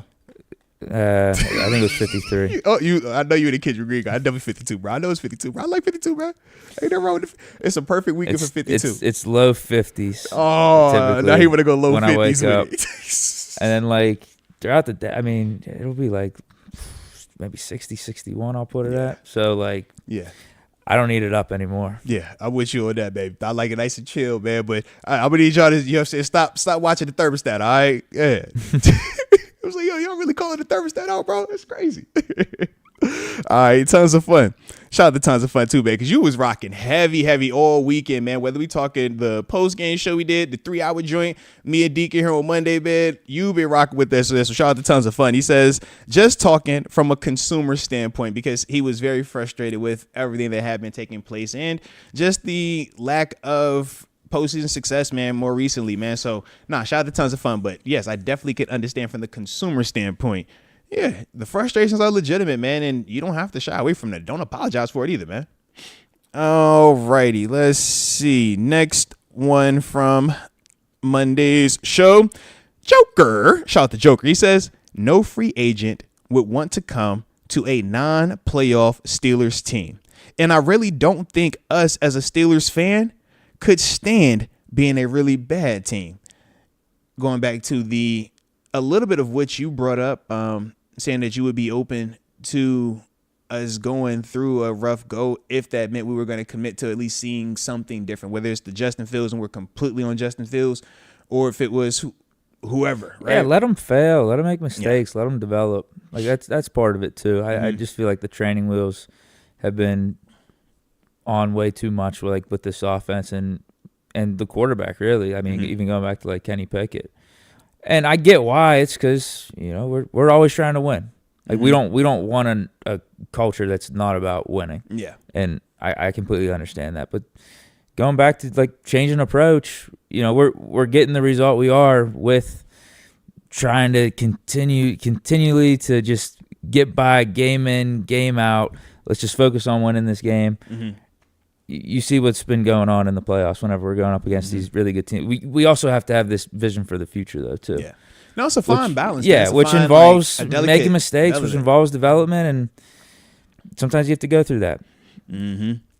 Now, I would say this, though, man. I do feel at times the reason why, we're still trying to be competitive is there isn't a guarantee that if you go all out, like you said, if you give one of these guys an opportunity and it doesn't work, there isn't this guarantee that it gets fixed in a year or even 2 years or even 3 years or even 5 years.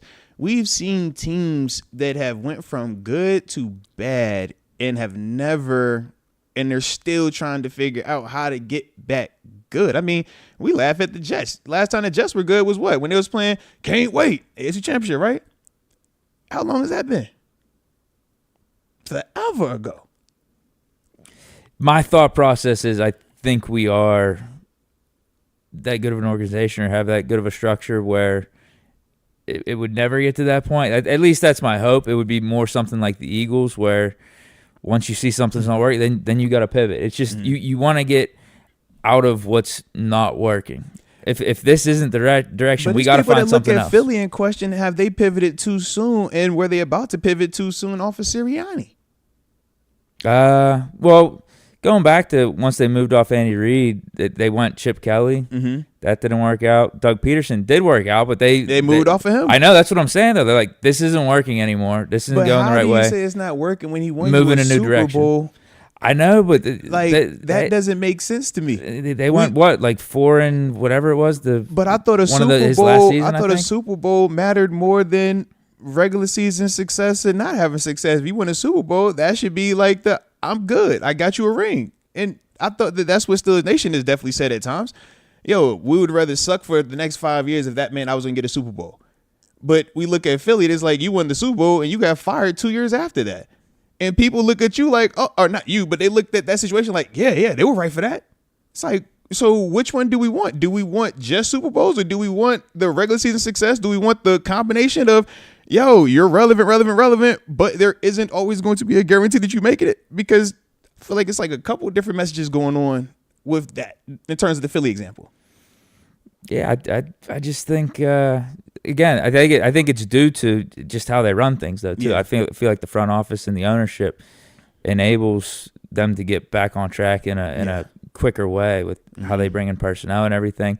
I would like to think we got that going on here, where if we do get to a new guy, we're not going to be just stuck with him and say, yeah, just being bad's good enough either. 2-3 seasons, this isn't working. Let's find something else. Yeah. It just, to me, it's like, this isn't working, so like, why stick on the path that's not working? Mm-hmm. Let's go somewhere else. We got to find something else. Like, I think that's part of, like in life, you're trying to find what you want for your career, what you want for your life, what you want to be doing. Part of that's finding out what you don't like to do. Mm-hmm.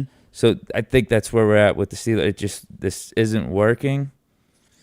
So, like, let's stop leaning into what's not working. And that's, Tomlin being the head coach, Tomlin being the common denominator for the past, decade with these playoff failures and whatnot. But I still think there is something still to be said for the consistency and the relevancy that he does provide a franchise. So, like, I'll grant him that for sure. We're not moving off him. Is there a path? Is there a way? Yeah, I think part of that is getting the quarterback right, getting the offense right. But based off what I've been seeing the last few years, it doesn't seem like we have this good plan for the offense either. But maybe this is the grand wake-up call. Maybe it is. Yeah, that's what I'm hoping. We shall see, baby. We shall see. I did finally get a text back. The homie TG said, "Yo, I ain't see your text, man. I've been ready." Oh, okay. So, with that being the case, let's get ready to hit the homie up. Alrighty. But y'all hit that like button one time for the culture. And don't forget to subscribe either if you are new to the channel. All right. Let's call him up. Let's see what the homie got going on for us today. Alrighty. I don't hear.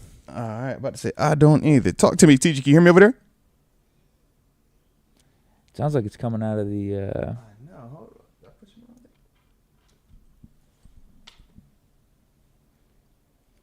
on. All right, keep talking to me. Just keep talking.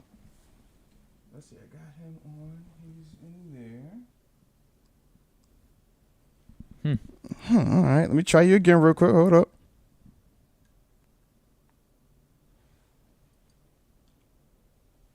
All right, can you hear me over there? TG. I say, because I know I could hear it earlier. Huh. That's weird.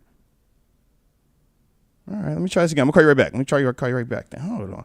Yeah, because I was over here playing music earlier out this joint. I know it worked. All right. Let's troubleshoot it. Oh, hey now. All right, let's try this again.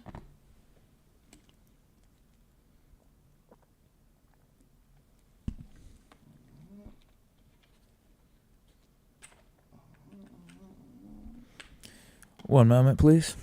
Heck yeah, you got to talk to him, baby. Oh.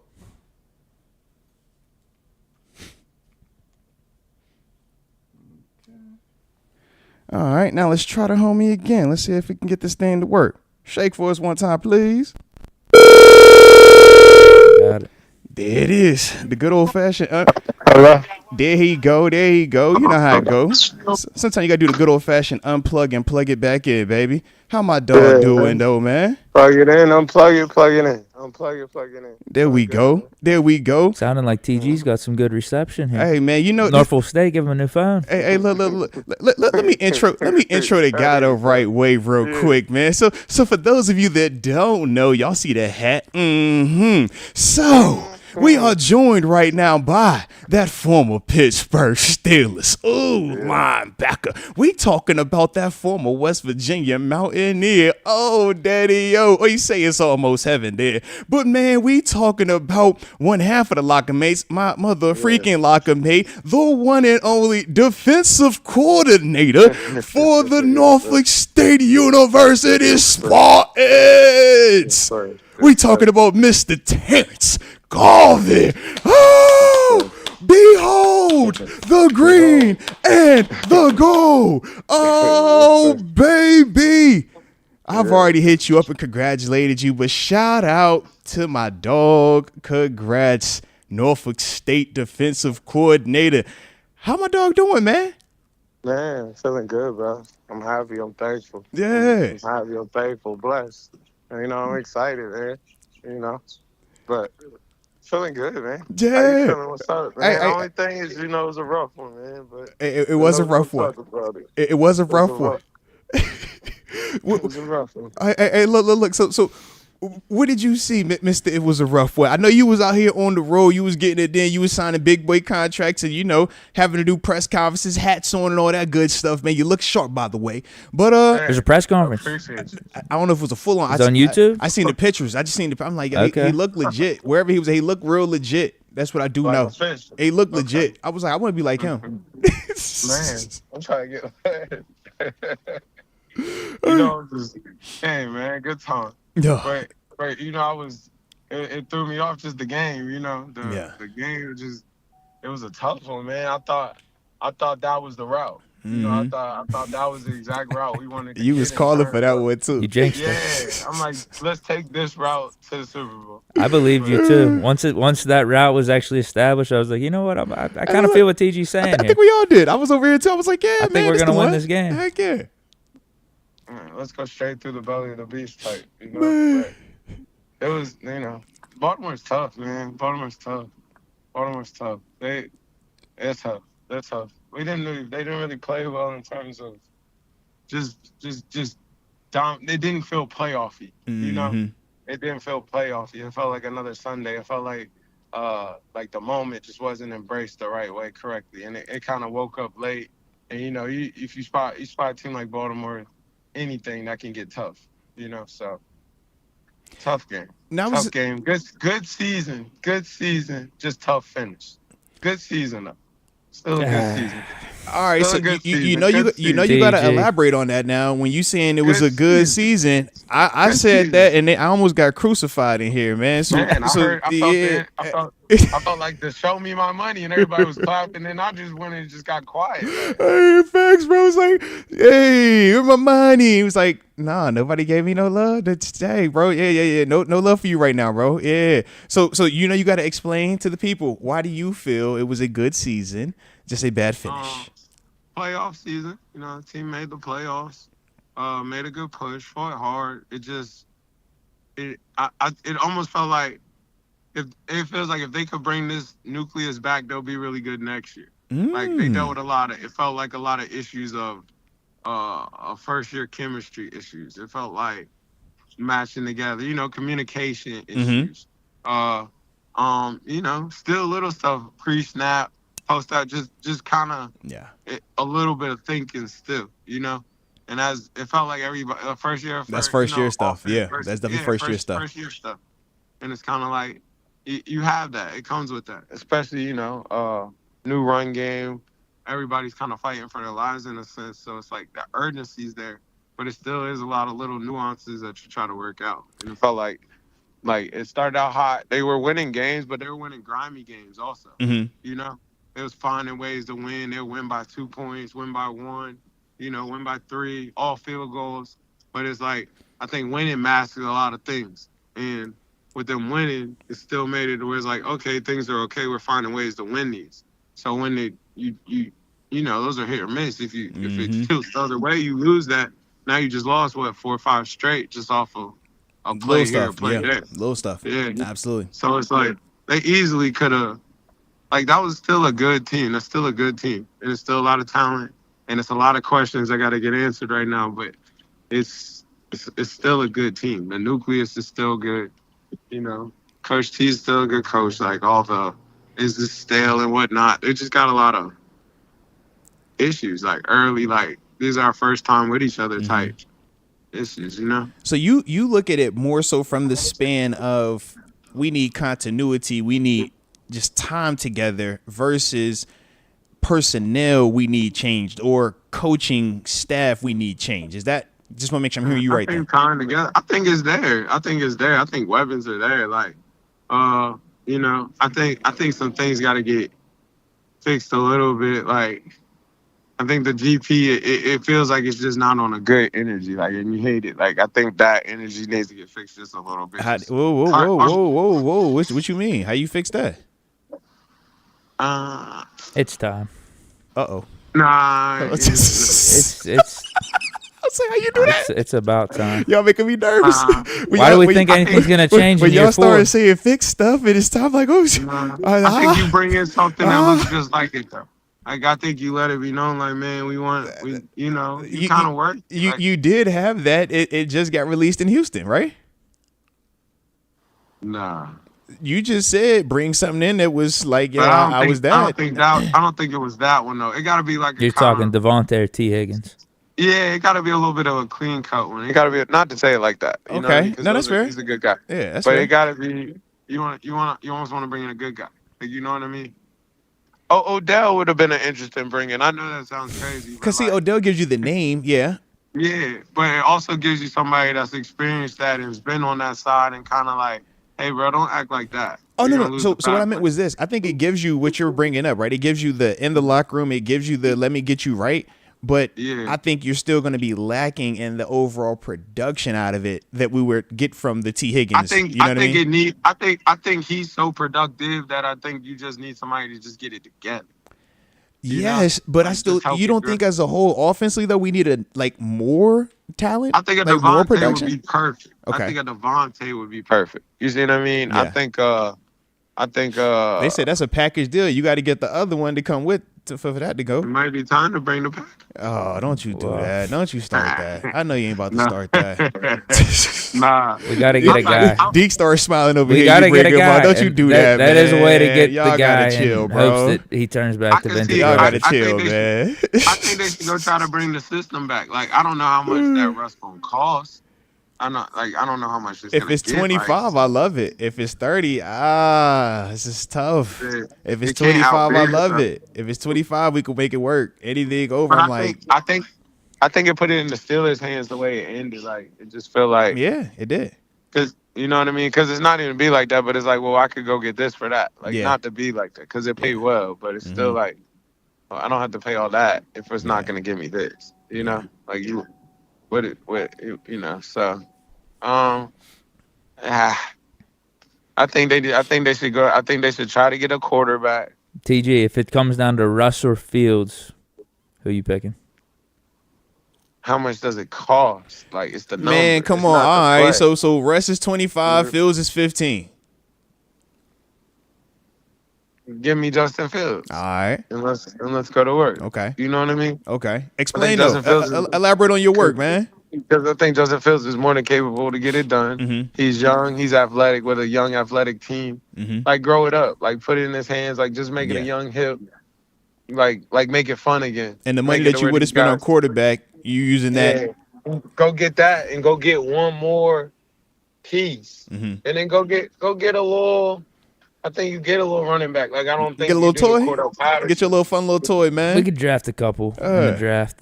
I told you this is gonna be a good class. We had our chance at Henry this past offseason. We blew it. Who's the other? I feel like it's another running back that's out here though, right? I don't know. Najee might be the cream of the crop. Let's say, is there another running back that's out here? Najee might be the top free agent. I'm sure playoff Leonard Fournette out here somewhere, man. No, we're done with that. Yeah, Draft one of these dudes in the second or third, pair him with Jalen Warren. We'll be fine. Get some young legs in here. You there, bro? TG. Yeah, I'm right here. Oh, all right. You know. Nah, respect on that then. Respect on that. So, Sorry. switching it up, though, defensively, what are we looking like? How do you feel contractually? You switching anything out, or do you still like this approach of, a lot of the money from the team standpoint, salary cap standpoint, being allocated on defense, and us still having this defense first approach? I think the defense is okay. Like, whatever. I think it's still things you can do with the defense, but I think the defense is okay. Because, you got a corner. You got your corner. Like, that's your corner, I thought both sides of the corners played good. I didn't think the safety play was bad. I thought the nickel play was okay. It was all right. Hey, of course you're going to say that because your man Beanie was out there. I know how you feel. Hey. 4 picks I on thought the he year. played okay, He said Beanie was though. the best guy we have, man. Hey, shout out Beanie Boy this year, though, man. Beanie look good. I thought Beanie played good. I think he'll play way better even next year, So I think it's there, Let me think.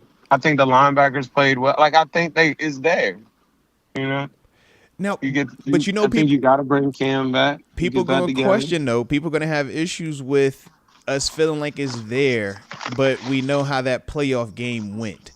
They had the last 5 games, too. 300 yards of total offense at the last halftime. however many playoff games as well. Yeah, they literally had a 13-play all-run drive, And that's the part where people are looking at it saying, well, how do we change that? How do we prevent that from happening again? I think that comes with growth, though. Okay. You know what I mean? I think what growth brings that. Like, I think they'll be way better. Like I said, next year, because they'll be older. They'll be more mature. They'll be able to communicate better. They have just communication issues, And with communication issues, it makes it to where you can't do a ton of stuff. So you got to line up and people know where you're at. That's and tough. They know how to hit you. That's tough. That's tough to do. If you can't overcomplicate it, you have to line up and beat people. Yeah. And it's a process. No, I like what you just said there. If you can't line up and just flat out beat them, then it's like, you got to go back to the scheme thing. But if I can't get too complicated scheme-wise, I'm forcing myself to say that my guy is simply better than your guy. And at times that necessarily hasn't been the case for us. Sometimes that's not always the case. Sometimes they actually are a little bit better. Can I get some scheme help, coach? Or they're having a day like you can't out. Yeah. It's not even so much because I feel the Coach Tomlins or whatever, like when they're like, man, do this or do that. But it's like, all right, you can see them trying to do some stuff, and it's like, all right, that's a plus. Mm-hmm. Like when you see people wide open in the end zone. At this level, it should not be. Yeah. Yeah. So now that makes you be like, all right, well, we're not going to do that again. Yeah. Now we're throw it out. Let's go and do this. And when you throw it out and you get to let's do this, people know where you're lining up. They know where you got. Scheme you up nice. They can find ways to score on you. Yeah. Baltimore has a lot of familiarity with Pittsburgh. So it's like if you can't move that thing a little bit, it can get weird. Do we just need a new DC, you think? No, they just need to grow up. They need to keep growing together. Man, we was trying to promote you, TG, man. Come on, bro. You dropped I'm up there. You willing missed to. the layup, man. Yeah, I'm willing to right now. Hey, listen, man. Deke came in here, and the first 5 minutes, he said, yeah, I know TG to DC. I haven't even seen him call a game at Norfolk State, but I'm willing to promote him. I was like, you know what? I can get behind that, too. I'm just throwing. Yeah, we all on board with you, baby. All right. I guess I got my Norfolk State hat on today, man. All right. I'm team green and gold. As long as you there, I'm team green and gold, baby. All right. So yeah, man. But you supposed to make the layup right there, man. It ain't that. Everything good, bro. That sounded like a dangerous. Yeah, man. We try to get you. We try to plug you in, man. Come on, bro. He wanted me to reverse catch that thing spinning off the. TG, what about hiring Robert Saleh? I like Robert Saleh. Different defense. 4-3. Because we thought of in the sense of how the Brian Flores situation worked, where we still had Terrell Lawson as the DC, but you brought in B Flow and he was, I forgot the title, something senior assistant or something like that. I think to just like keep him in the building and ultimately, have a sharp defensive mind around. So with the Robert Saleh element, it's like necessarily okay. You don't have to make him the DC, but the thought of, does that type of guy, that caliber guy, potentially help, because he is, from a defensive standpoint, a lot more proven, a little bit more further along. Yeah, I mean, yeah. He ain't feeling that. TG ain't feeling. You heard him. He's like, I mean, look at that. It's a 4-3 guy. Oh, that's fair. I guess he's just at least an example. That. You don't like it. Bringing a guy that's more proven, bringing a guy that's done it at a way higher level. You know how much we running at Tampa too, how much we in that sub package ball. We playing 4-3 out of a nickel. That's it. I don't know why you acting. We play a 4-3. We play 4-3 defense with a nickel, bro. I think they run the 4-3. Like it's no different though. Yes. 3 all day. That's what we run. If anything, we were in nickel too much. That's what I'm saying, bro. Like, we definitely more 4-3 than we are 3-4. We hardly ever in that base defense, man. It's a shade anyway. Like, I'm just more saying, like, I feel, I'm with you. I just, because I don't think that's the issue. No, like, I dig that. I think that's putting something on it. I don't think that's the issue. Like, I truly think them boys got to grow together. Like, you can just feel it. Like, it just staled out. It caught a stale point. It didn't. Yeah. It gets like that sometimes, but it staled out. Like, the Bengals caught heat. They figured something out. Minnesota, it staled out. It staled out a little bit. They started to stagger a little late in the year. It happens. Like, you lose a piece here, a piece there that you need at the wrong time, or something's hurt a little bit, or just trying to work through things. Like, it just didn't click. I think they gotta get a little bit more continuity in terms of that O-line to the run game. Like, if you want to be a power run game, then I think you need power run guys.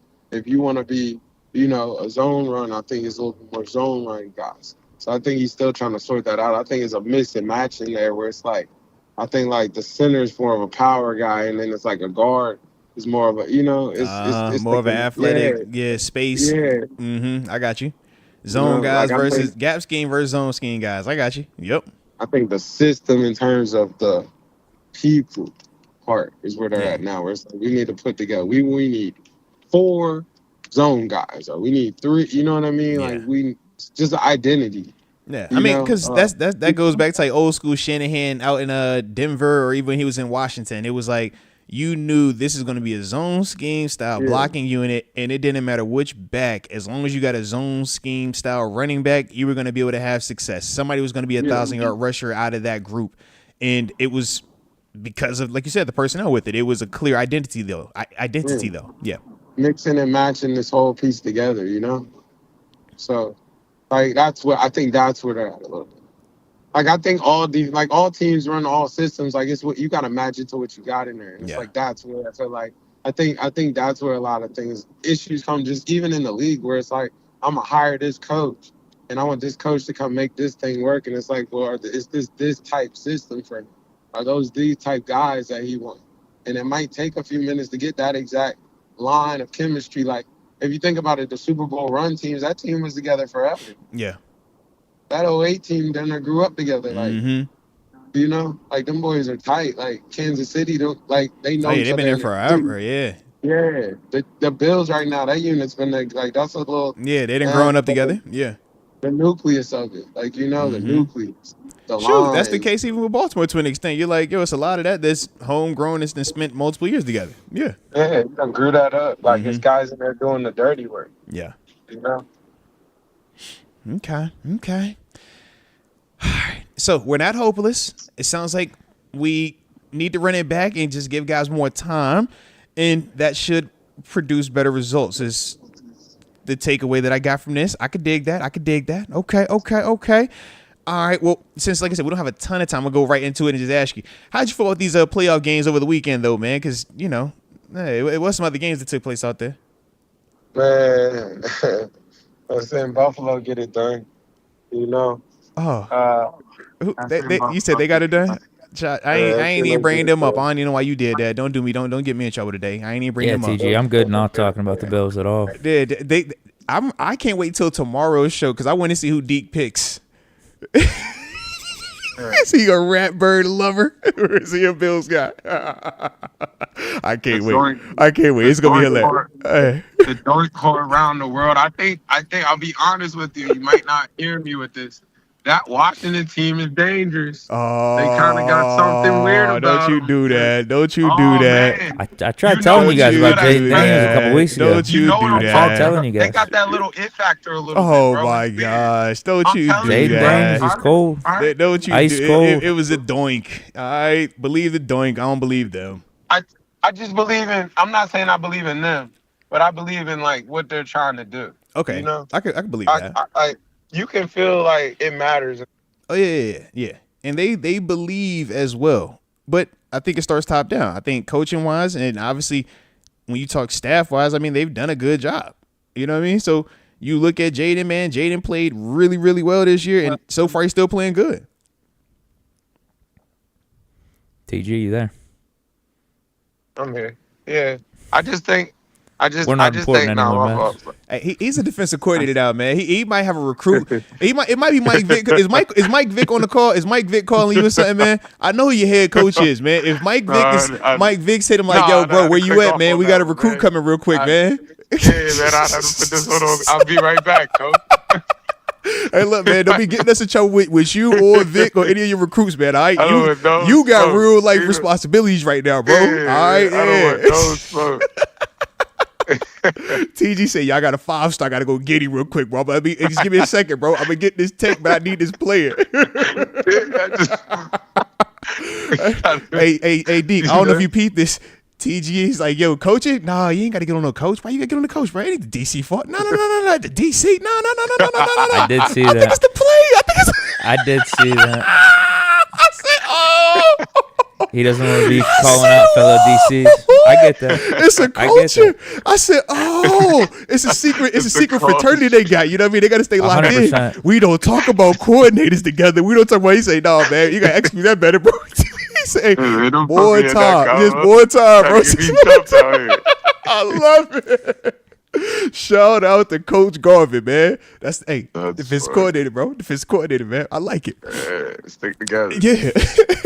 But all right, so Bills obviously did what they were supposed to do. I called that game too. I told was gonna say, you. were you surprised? Was anybody surprised? No. I told you they were going to cover. Okay, they did cover. They did. And I took the Broncos out of principle, and that was my one loss in my picks. They did. Josh, he shows up in the playoffs. That was a good thing. I was like, it still looked good. Yeah. But it was more games that took place though, man. What about some of these other games?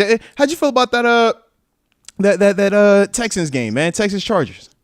Man, the Texans. That one surprised me a little bit. I told you the Texans are a good team though. That was the team. Surprised me that was too. when we said we wanted too, huh? We was like, we want Texans. Absolutely. It was like, ooh. You know what I'm saying? The Texans play good football. Yeah. That might not have been what we wanted, man. Yeah, I wasn't in a hurry, and I knew they was gonna get like that. Like they good football team. Playoff time, it matters. They're gonna get out there and start making something shake. Yeah. Oh. Just imagine if Stroud had Diggs still and Tank Dell. Seriously, bro. Like, I don't know. I like the Titans. I just like CJ.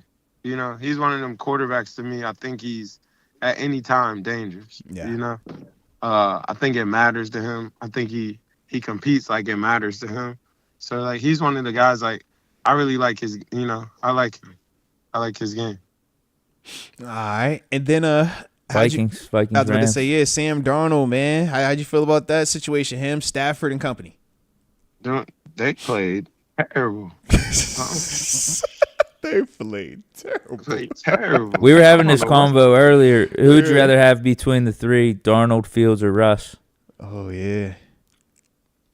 Oh.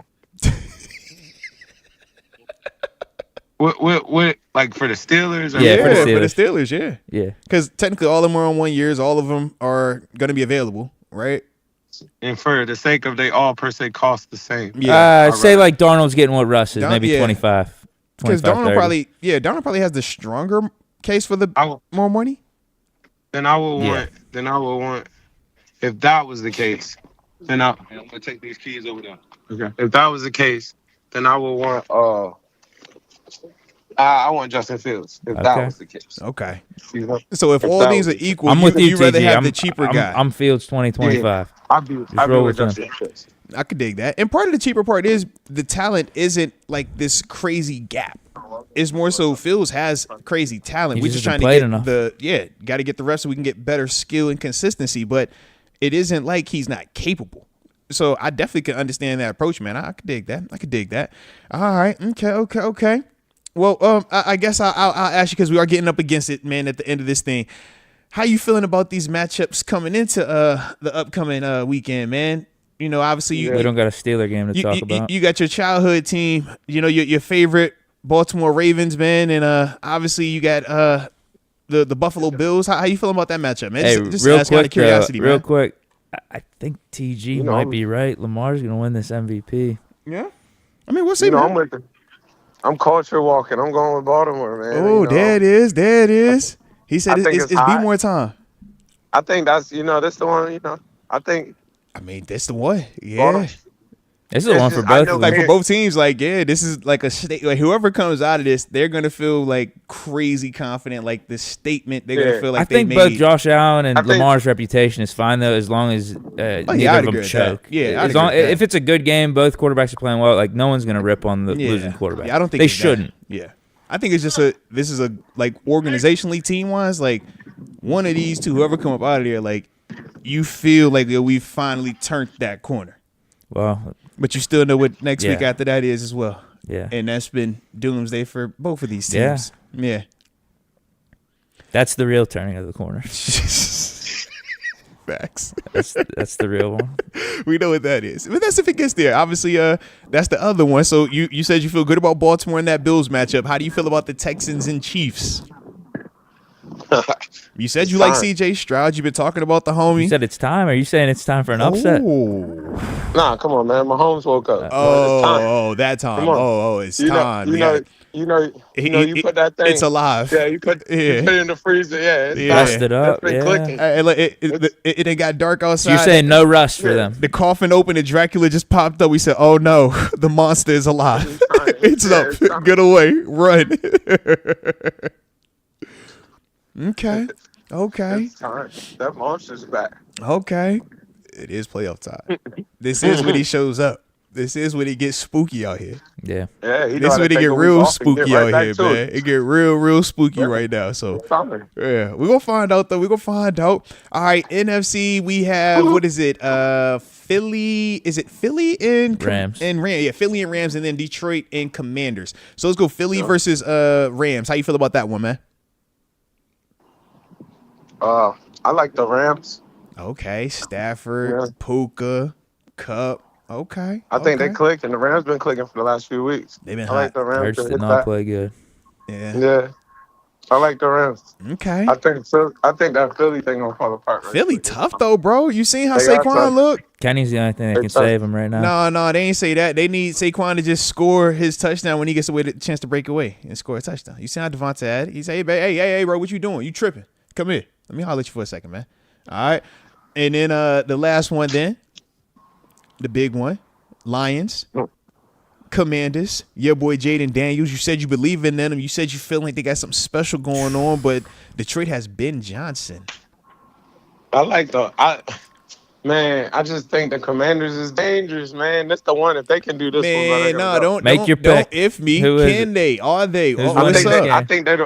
I think if anybody can do it, they're the ones that can. Don't give me that. Are they doing it? Put your name next to it. On the road at Detroit. No, I don't know. I think the Commanders they're just the team of destiny to me. He got Detroit. Are they winning? So does Detroit take the L? Is Detroit losing? Detroit is. You saw how Detroit looked in that Vikings game. Hey, about to say, come on, bro. Yeah. They're on one.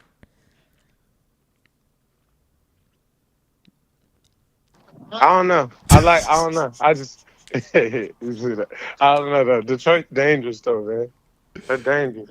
They are. They're really dangerous. We need to know who wins this game. He don't want to give us the answer. He gave us a real answer about Baltimore. He gave us a real answer about the Rams. Game of the day for sure. Oh man, that's crazy. You know why? I realize why he's torn. Because the Commanders is like his second team. You know, he low key a DC dude anyways. He act like he from Baltimore. He probably a PG County guy, man. He DC dude.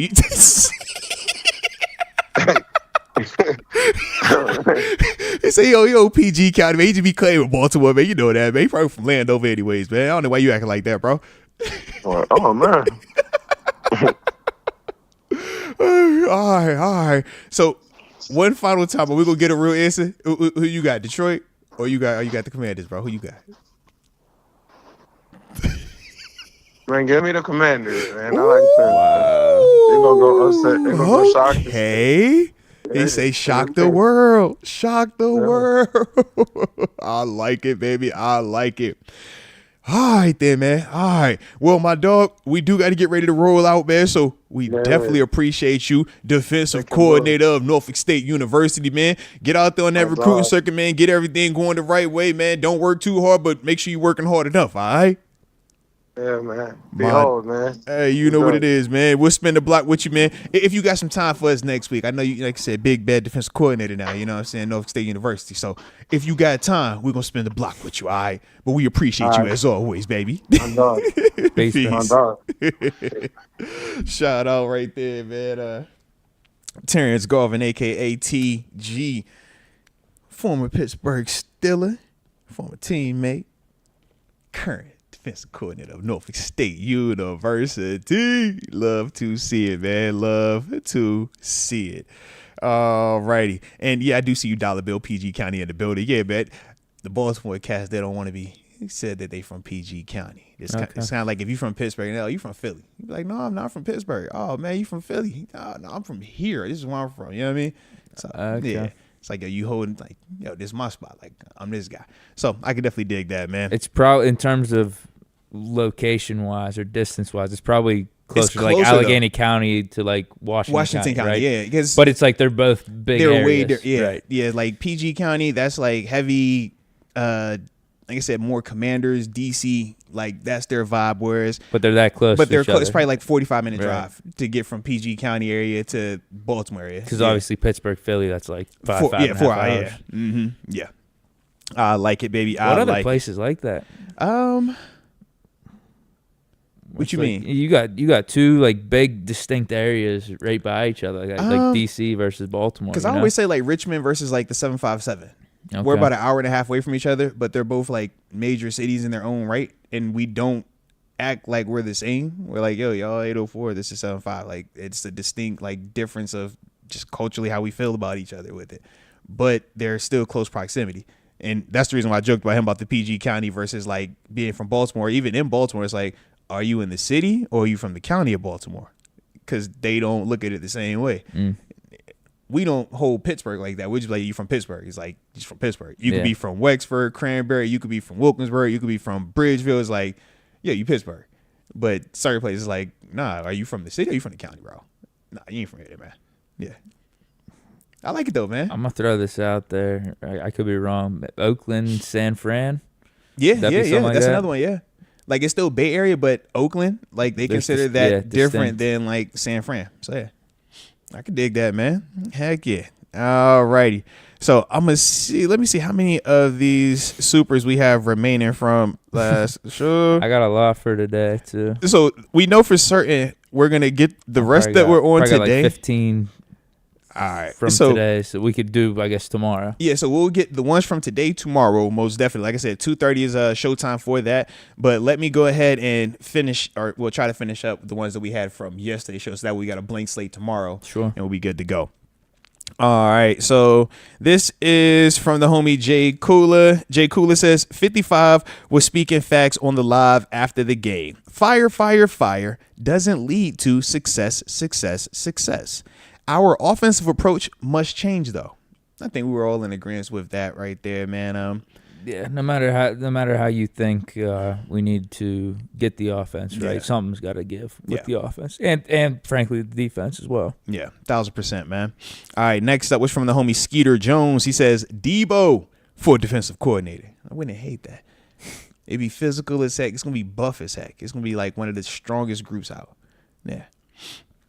All right. As long as we're not giving up 300 yards on the ground. I would pray that would be the case. Debo ain't going for that, though. Debo would probably get fired because he could put hands on somebody. He ain't going for that shit. And he ain't polished enough, and he got too much money to really care about the consequences. So, yeah, we got to be careful with that one, man.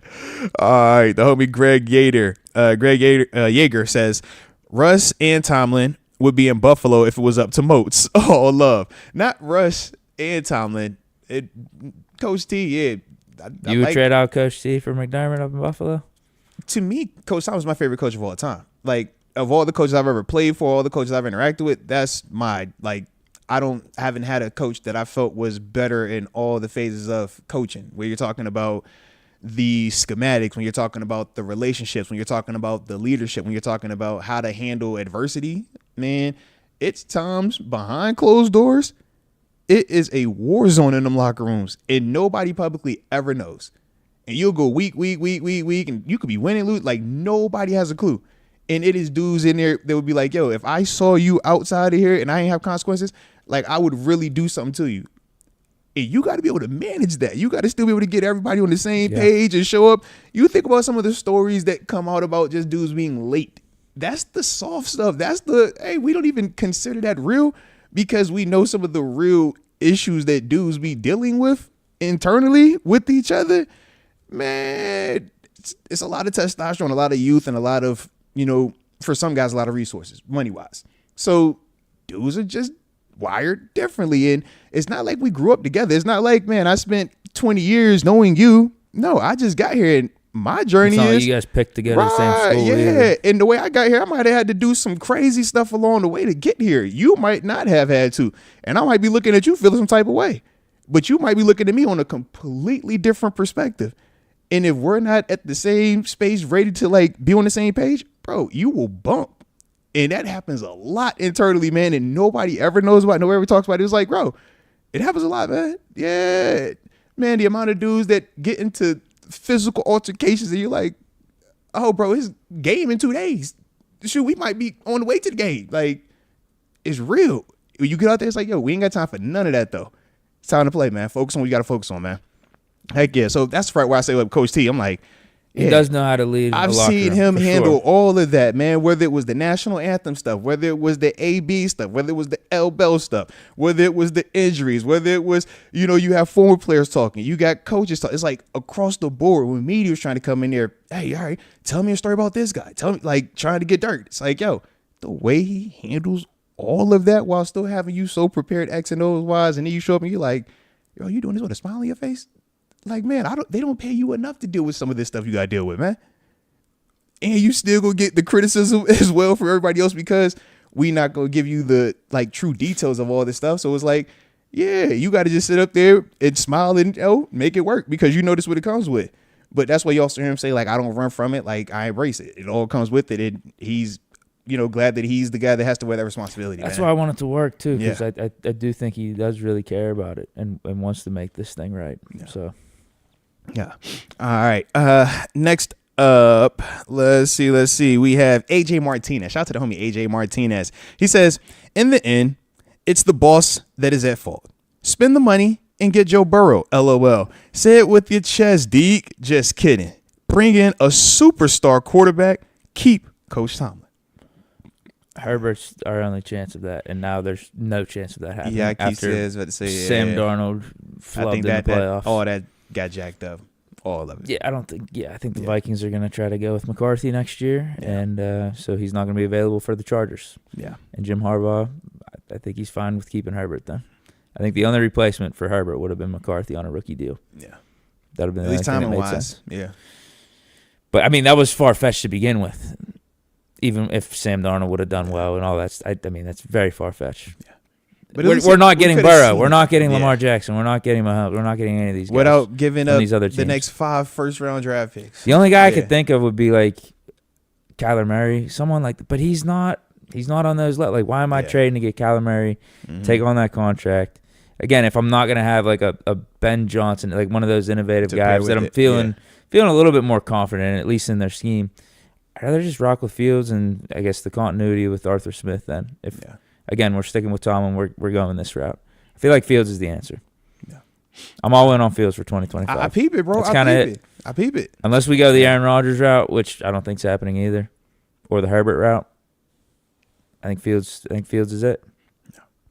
Like I said, and part of me too, I don't even know if I want to do the Rodgers because that's just for 1 or 2 years. I want the future. I want the answer. Yeah. I want the long-term guy. I also want a guy that if it isn't going right, I feel like he's not going to blow my organization up.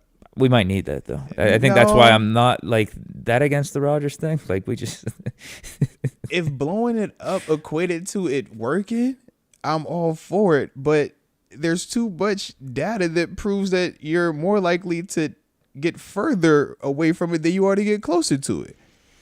Jack, I mean, multiple teams done blown it up multiple times, even in the past couple of years that we've seen, and it's like they still have any say you about to blow it up again convos. sometimes that's I'm what glad, it takes. I'm glad that that's them. I'm glad that is them. All right, tons of fun. He says, I'm just saying, you're saying we lost to elite teams. Do you see Tomlin and his team being elite in the future? If so, no one would need fired. I think that's more of an oversimplification of it.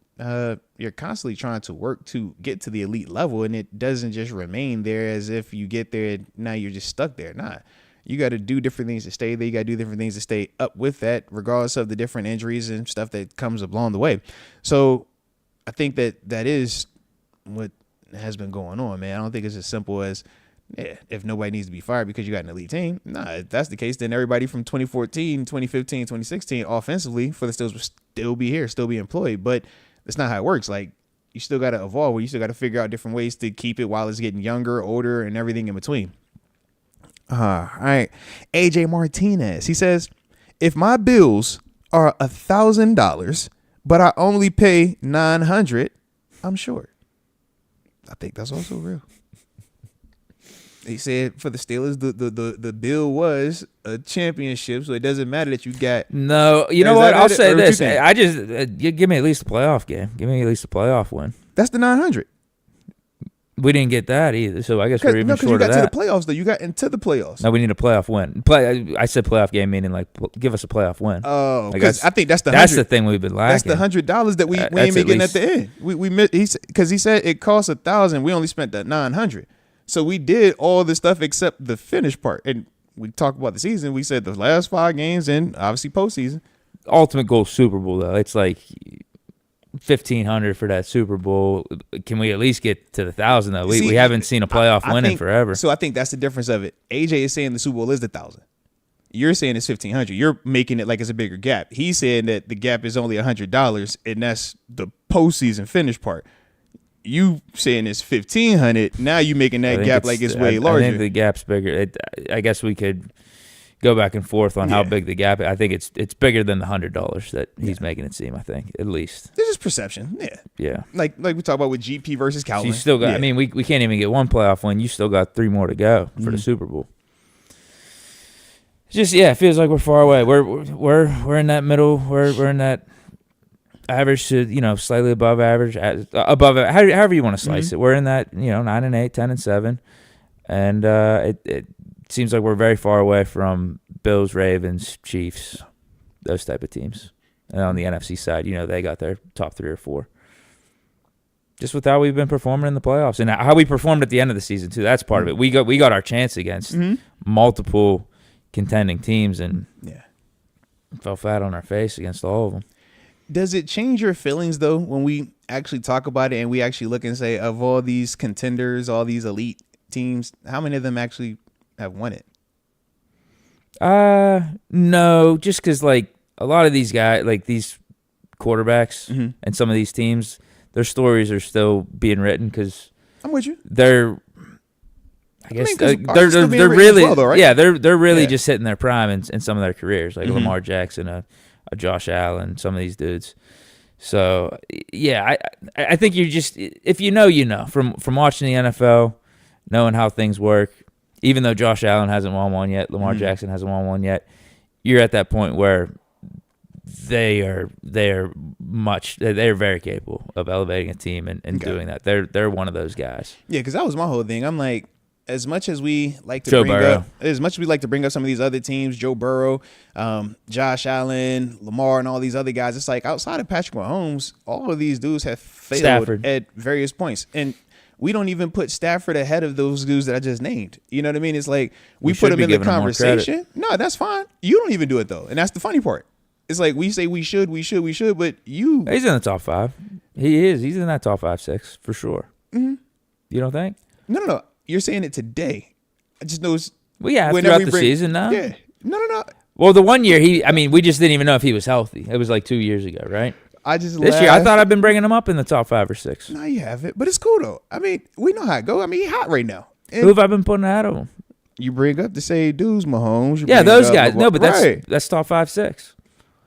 Fair. They've been playing better than him. I think they're capable of winning the Super Bowl. That's even though they haven't. I have him in that class. Stafford already has. But you catch what I'm saying? The dudes that haven't even won it, you got ahead of the guy that did win it. But the dude that did win it, you don't even consider him ahead of those dudes, and none of those other guys outside of Burrow have even played in one. Mahomes the only guy that's won them. All these other dudes is like, you see how they're playing. Yeah, I mean, it's their time. They're at the peak of their powers.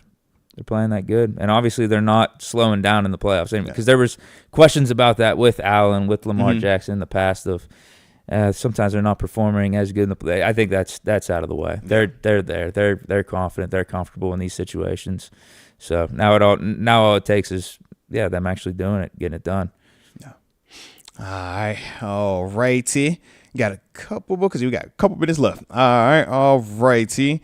This is from the Hobie Jay Reezy. Shout out to Jay Reezy. And y'all hit that like button too one time for the culture. And don't forget to subscribe either. We appreciate you rocking with us. He says, Tomlin gets too much praise for mid coaching.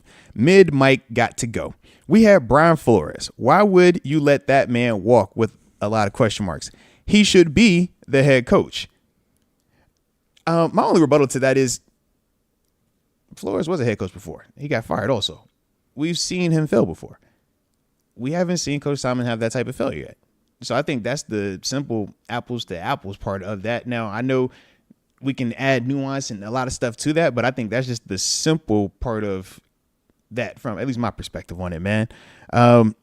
Let me get this next. Bro, God, dog. I didn't realize it was this many left, Deke. We ain't gonna never make it. We could just add those to tomorrow, I guess. We are. We'll try to get this one real quick, though. All right. AJ Martinez, he says, this team is like my Honda. It's great when it runs, but I keep throwing money at it, and it still breaks. That's why it's in the backyard by itself currently. Shout out to that Honda, man. All right, man. Everybody got that one card that you got to put. I had a Ford Escort. All right. I know the energy, baby. I'm with you. All right. Let's see. This is Compton to Inglewood to AZ. Steve, you ain't moving around a little bit. All right. Shout out, though. He says, Chuck Noll missed the playoffs 8 out of 12 times between 1980 to 1991. Bill Cowher missed the playoffs 5 out of 9 times between 1998 and 2006. Remembering history correctly is important. And he brings that up mainly when people bring up the success of Cowher and Noel and how the Steelers still moved on from those guys. But with Coach Tomlin and the lack of posting success, it seems as if he has a longer leash than those guys. I think what Compton to Inglewood to AZ Steve is really trying to say is those guys did have a lot more of the bad seasons. They did have a lot more of the rockiness than Coach Tomlin has ever experienced, but we will almost ignore that part of it solely because of the lack of more recent postseason success. All right. Yeah, it's fair. I think Cowher had like 2 or 3 seasons where I think in a row he didn't go 500, but then he had more times of going deeper in the playoffs. I guess he had more AFC championship appearances. Didn't he have like how many AFC? Because I want to say Cowher had more. I know he's had more than Tomlin in terms of the appearances in the AFC championship games. Yeah, I honestly think he had like 5 or something. Right, I was going to say he had a good amount of them. Whereas Coach Tomlin, he's had the better record in those games. He's 2-3 in AFC championships. He won the 2, lost the one with us in 16. Maybe just 2-1 then. Yeah. It's, you're right. No, 2-1 because it's been 3 games. Yeah. Because he won the 2, won 1 Super Bowl, lost the 2nd Super Bowl, and then, like I said, ours when we lost it. Yeah. Whereas Cowher definitely, Cowher's got to be like 5, right? I don't know. Yeah, I mean, 90s. Like 4 or 5. I feel like he's either 4 or 5. He went to. I want to say he went to more. He did 2 in the 2000s. probably at least 3 in the 90s, right? Yeah. Probably 5 or 6 AFC championships. Yeah. So we definitely know that Coward, that's where he has the advantage in those arguments there for certain. All right. Let's see. Last one we'll get to. Actually, we got 2 left, and then we'll move and get the rest of these for tomorrow. 828 Style. Shout out to 828 Style, man. You know we always got love for you, 828. He says, I'd love to have Notre Dame's coach in the 4-1-2. Talking about oh my goodness, I'm drawing blank on my man. Marcus Freeman. Yeah, Freeman, man. Former defensive guy, a little linebacker. You know. That's interesting. I didn't think about Marcus Freeman. I did not think about that at all. But shout out to Marcus Freeman, though, man. And then the last one is from the homie Mike Hood. He says, love the new camera setup. No, Mike Hood, man, you know we appreciate you from the heart. He said, man, we just be trying to be in here, you know, having a little fun with it. You know how we do, Deke. Ain't all right, man. We just, you know, we cut up on occasion, man. Cut up on occasion. Dude, I think I just got all of them. Did we just get all of them? Deke, we got all of the supers from last show. Nice. Shout out. All right, and you said you got all the super saved from today's show? Yeah. All best right. of my knowledge. All right. So with that being the case, then I'm gonna like all of these supers right now, so that way y'all know we have them bookmarked, and then from there, that's what we'll lead off with on our next show, man. Tomorrow, like I said, man, 2:30 start time. All right. So let me hit those real quick. Bang, bang, bang. All right, this makes for like great, like, shows, you know what I'm saying, when we showing y'all how this thing work like this and we talking it through like that, you know what I'm saying? But I like it. I could read some of these comments while you're doing that. All right, yeah, get them right, Deke. I'm a solo you too, man, so talk to them. They like to see your face. I'm gonna read some of these. 900 Juice says, we're spoiled. They think winning seasons consecutively for nearly 20 years is easy to do. Can't wait to see how they feel when not spoiled with guaranteed winning seasons every year. I like that. That's real. That is real. The Don Hefe Kwan, we won multiple championships. I don't know what he's talking about there. That was just a bad comment to read. I had no Maybe he's context. saying he's saying multiple division championships. Might be saying, man. Remix says we needed a safety, not a QB. Knight Rider don't know ball. All right, we got some back and forth in the chat. He says, who picks a quarterback first round when you got a franchise QB? Still stop it. I guess, okay, that might be going back to another one. Hold on, I'm all over the place here. Get them right, D, because I just finished up like Knight Rider's comment says Tomlin chose to throw Edmonds over Lamar Jackson. LOL. It's just people keep bringing that. It's just we had 2020, man. We had 7 at the time. I think that was 2017. Yeah, like we're not bringing in Lamar if 7 is here. That made 0 sense, especially that time frame for 7. That's pre-elbow injury. 7 on top of that. Nobody's even. Man, you saw we looked at Mason being in here. Think about that. That was a 3rd round pick. Right. Think about that. Yeah, there's no way you're bringing in a Lamar during that time frame, man. But yeah, we do have everything bookmarked, so we are good to go. Deke, you got all those locked in for tomorrow? All right, so sweet. So with that being the case, man, that will conclude today's show. But if you enjoyed the show, hit that like button. And if you really were enjoying what we're doing, man, don't forget to subscribe. Like we said, we're going to be here all off season, man. You know, that's how we do it. And we only going to continue to grow and make this thing nicer and better. But with that being the case, we definitely appreciate you tuning in. And until next time, baby. Peace.